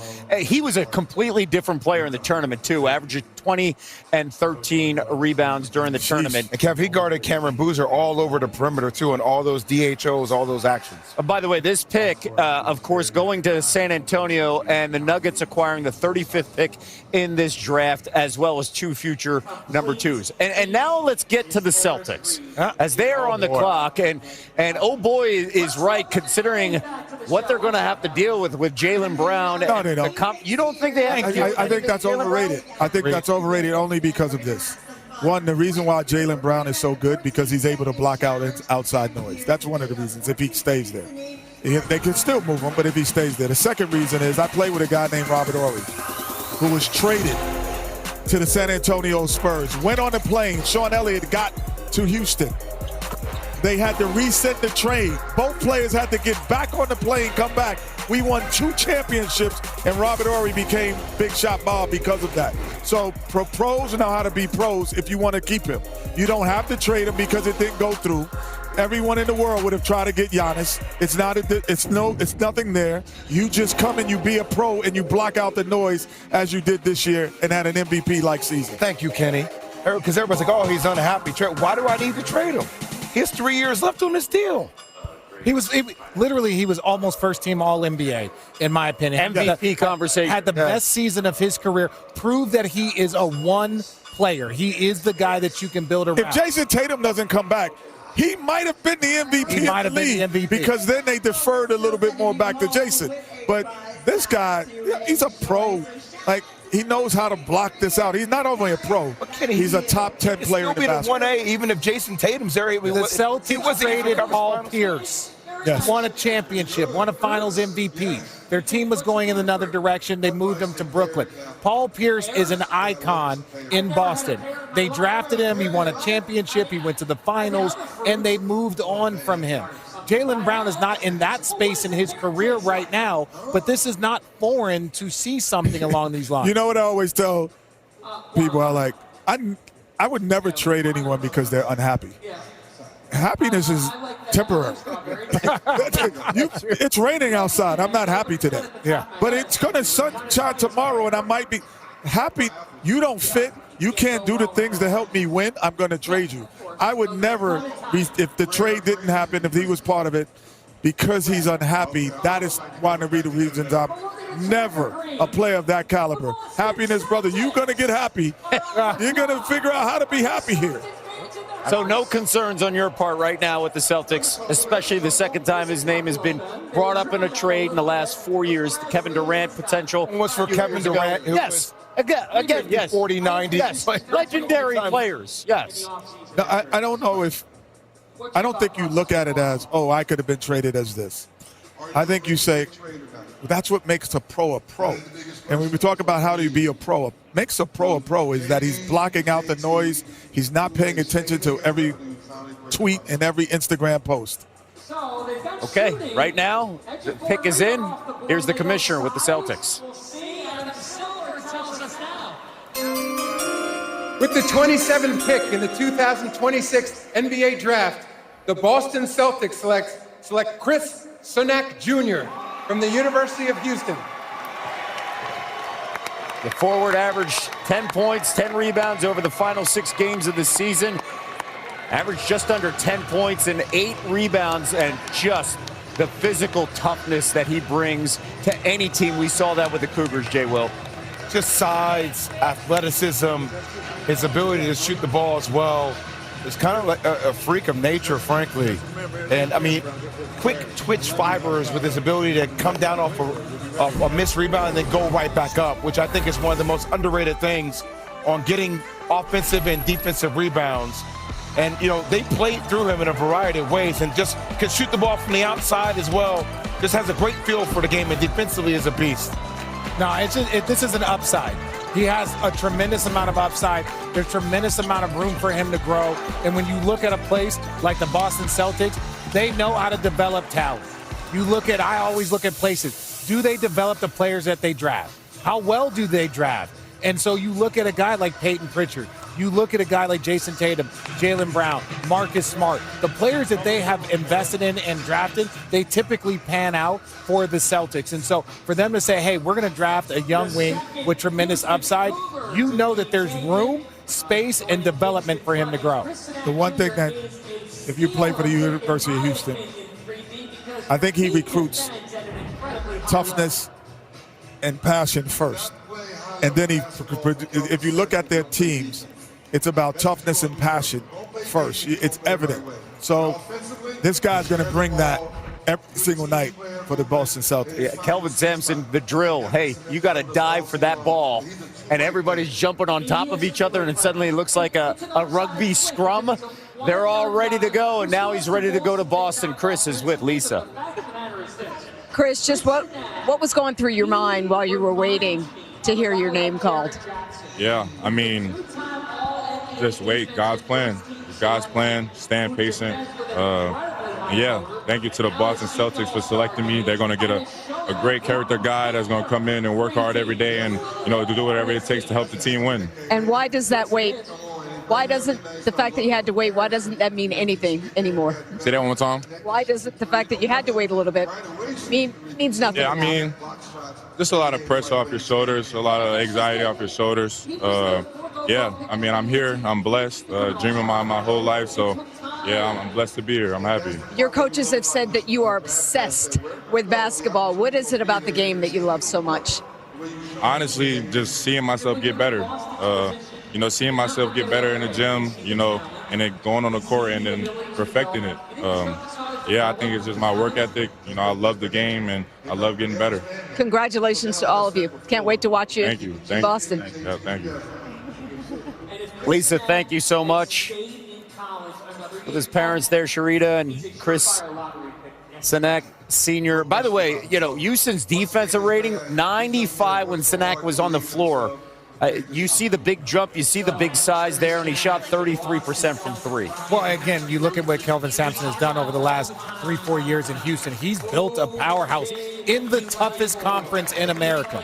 It ain't the ACC. The Big 12 was the toughest conference in the country. You look at the talent, the players that came through there. I'm just referencing. Why didn't you say your conference? In between the We're in the Big 12 for a long time. We're in the Big 12. We're in the Big 12. Oh, y'all slid in there. Yeah. We're in the Big 12. Y'all slid there. Yeah, and we won it. And we've never left it yet. But then when the ACC won it, we beat y'all head to head. So no, I would be who's y'all? Y'all, as in Arizona. Oh, that's outstanding. In 2021, 2001? What year was that? 25-year reunion. Yeah, 25-year reunion. Well, if you guys liked each other, that would be awesome. We actually still like each other. We just had a 25-year reunion. Those guys like you guys? You guys still like each other? We respect these. By the way, come on now. The background says it's the Timberwolves who are on the clock. It is not the Timberwolves because this pick belongs to the Nets, part of the Julius Randle trade that happened over the last 24 hours. Which is weird.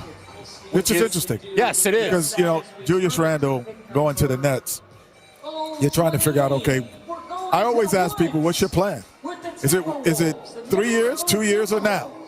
You can't have a 5-year plan in the NBA because you won't be around. Yep. So it's 3, 2, or 1. And I'm not sure what plan right now the Brooklyn Nets on. And we have to figure that out before I can even evaluate and say, how you give grades? Like, these are incomplete because we don't know if these are good picks.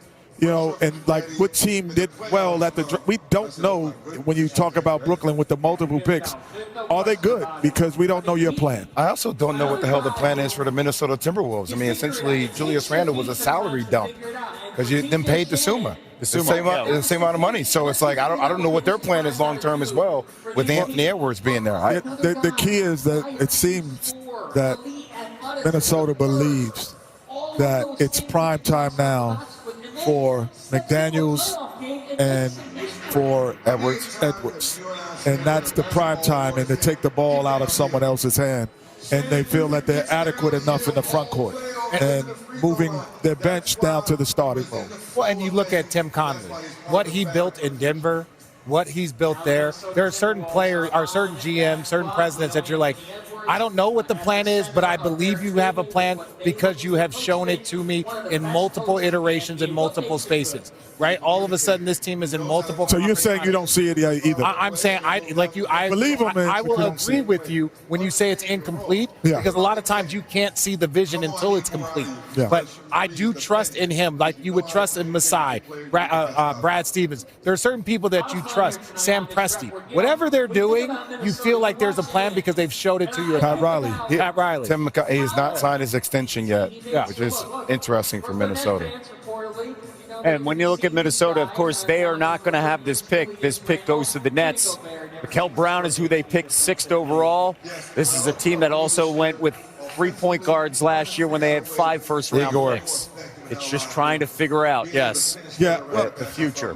Again, I don't know what's the plan, right? I can't tell you what they need. If you're saying one of the best players is Malik Thomas or Cole Pete. Yeah. All right, the pick is in.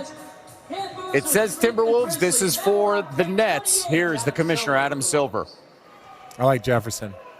With the 26th NBA draft, the Minnesota Timberwolves select Joshua Jefferson from Iowa State University. Were you saying you like Richard Jefferson or were you saying you like Joshua? I will say definitely the former. Listen, I was the first Jefferson ever drafted in the NBA, which is hard to believe. Not the so welcome. Well, he's moving on up, right past you right now, right? Go ahead. He's the first Iowa State player taken in the first round since Tyrese Halliburton in 2020, 12th overall. What a great moving on up for a reference. No, I'm proud of you. Are you okay? So good. It was so natural. It was. Man, congratulations to this guy. You know, when you start getting down here, you start getting antsy. Yeah. You're like, I don't want to be in that second round, and I think I'm good enough to be. At Iowa State, he actually had a great season this year, and he was difficult to guard. And I'm sure he looked at a couple of guys that were getting ahead of him and said, man, I had a really good game against this guy. How'd he get drafted again over me? So this is a good pick. Happy for him, because when you get down to 27, 28, 29, and 30, it gets a little antsy. And the senior, by the way, was not part of the 24 players in the green room. He was watching from the stands. Yes. And he came confidence for this moment. That's confidence. That's confidence. That's belief. Pick number 28. This is going to be going to Brooklyn, and this will be his home. And right now he's standing by with Lisa. Joshua, you weren't invited to the green room. What gave you confidence that you were going to get drafted tonight? I think just ultimate confidence in myself and my agent, Mike Miller. Just believing in myself and knowing what I bring to the table. I knew somebody would take a chance on me, and I'm so grateful and blessed that it was the Brooklyn Nets. This is going to be your home now. Yes. So what are you looking forward to showing? Just my pursuit of aggressiveness, winning. I've always been a winning player every single place I've went, so just looking to win championships and bring a winning culture. All right, congratulations to you. Thank you.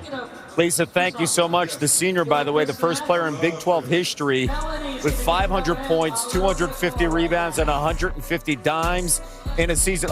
Check out the fashion here and what stands out so far. RJ lied. He was the second Jefferson drafted. Milt Jefferson, 1965. Oh, check your research next time, RJ, as we check out. Stop lying. One of the two. Much more after this from Barclays. Did he play?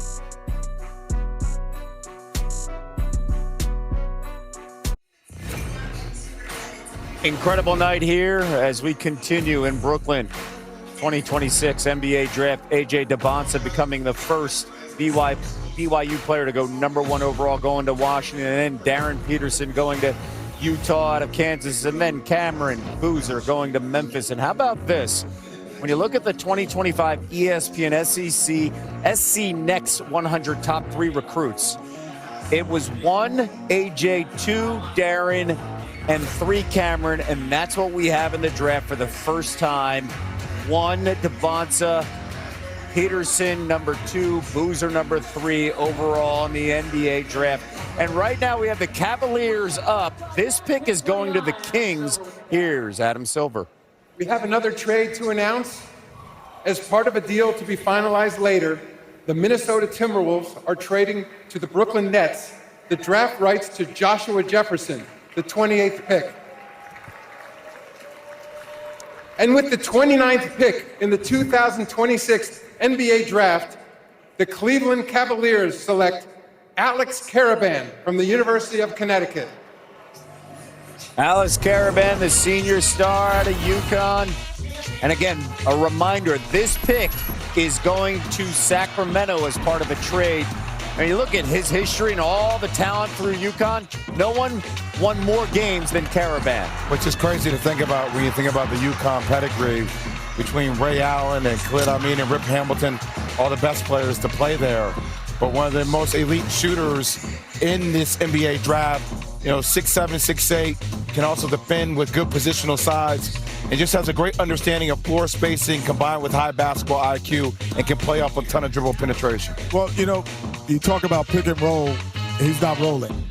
You talk about pick and pop, he's popping. You talk about down screen, when the defense is guarding you and you setting a front screen, he's going to be there, and he is an elite basketball shooter. He reminds me of a player that I played with, a guy named Matt Bullard. Oh, yeah. And, that could really shoot the basketball. Nice, yes. Yeah, and he plays a lot like that and will be in those areas of the floor, and he will open the floor up for the Sacramento Kings. Shooting is always a commodity in this league. If you shoot the ball, they will find an opportunity for you. It's the other things that you have to do well that keep you on the floor. Can you rebound? Can you defend? Can you make plays? Can you move without the ball? Do you have a gunslinger's mentality? So it's not the shooting. He is an NBA shooter right now, and he will only improve. It's the other things that he has to work out in order to keep himself on the floor and get on the floor. By the way, this nugget about Caravan always blows me away. First UConn men's basketball player inducted into the Huskies of Honor while active. He was playing, they inducted him, and they put him up there, and then he still had to play the game. You've never seen that before at UConn, which is pretty remarkable, as he is the all-time three-point shooter in UConn history. Wow. Played all 4 years, was fantastic, and, of course, getting 18 tournament wins, that pick going to Sacramento. We're going to wrap it up here with the 30th pick, and we've got the Mavericks on the board right now. Did you notice he perked up when I said it's the last pick of the draft in the first round? No, you know what though, honestly, we perked up because we're jokingly about ready to leave, but in fairness, this is the last pick of the first round, and there are some antsy guys there. Oh, yeah. That this is going to mean a lot to them, because being a first-round pick is a guaranteed spot. And in the second round, they aren't all guaranteed. And so now you have an opportunity to know that they're invested in you. So they just won't leave you out in the wilderness. And so with the new general manager, Masai Ujiri, and you have his newness, this is a vital pick for someone and a very crucial opportunity to play. Well, the pick is in right now, and Dusty May's the new head coach of the Mavericks. Let's go to the commissioner. With the 30th pick in the 2026 NBA Draft, the Dallas Mavericks select Koa Pete from the University of Arizona. RJ seems to like this pick. And that concludes the first round. Sorry, the second round of the draft will begin tomorrow night at 8 p.m. on ESPN. Thank you and good night. Commissioner, thank you so much. Of course, 30 picks in. And for Koa Pete, you talk about value and where he's going right now? There are so many things that he's able to do. Again, you look at the numbers that he put up. He is a winner. The athleticism is there. The size. He didn't have a great draft workout, but I think that those are things that can develop over time. His shooting, the things that needed to be corrected. But like I said, he won 4 state championships, played for the USA, won 4 gold medals, and then took Arizona to its first Final Four in 25 years. That is a lot of pressure that this young man has always played and answered the call. And he is a guy, we talk about sitting in there going, are you kidding me? You don't remember me when we were in the 17U. You don't remember me when we were at Arizona. You don't remember me when the number one team in the country. You don't remember when I was killing all of you guys. And not only that, I watched the 17U, I believe, team play, and they had the Bansa on there as well. You couldn't tell that he was that far behind the Bansa at that time. And so this guy is sitting in, you know he reminds me of, even look, you said like a bigger Josh Hart. He reminds me of Boozer. Yeah, the older Boozer, the dad Boozer. Boozer was a McDonald's All-American that adjusted his game. No, I'm talking about the dad. No, I'm saying Boozer was a McDonald's All-American that adjusted his game to play at Duke. And then he goes drafted in the second round, and then he shrunk his body, got smaller, then he became an all-star power forward. No one saw that coming. But the thing that I love about Koa is the competitiveness, the edge that he's always approached with. I think that the Dallas Mavericks got probably the best value. I also think skill development is going to be very important for him to continue to progress in that manner.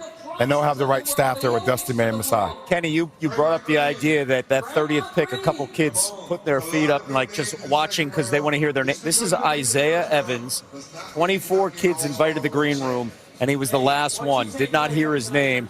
And Jay, you're a big fan of Isaiah. You know what he's done at Duke. It's a tough night for this young man. And let me tell you, that chip on his shoulder just got bigger overnight. Well, the hardest part is just sitting there with the camera in your face the whole time. That's the reality of this business. It's never easy. It's difficult to crack into. But let me tell you, whoever gets Isaiah Evans, they're getting a steal. And, of course, you can watch the second round of our ESPN NBA Draft tomorrow night at 8 o'clock Eastern Time.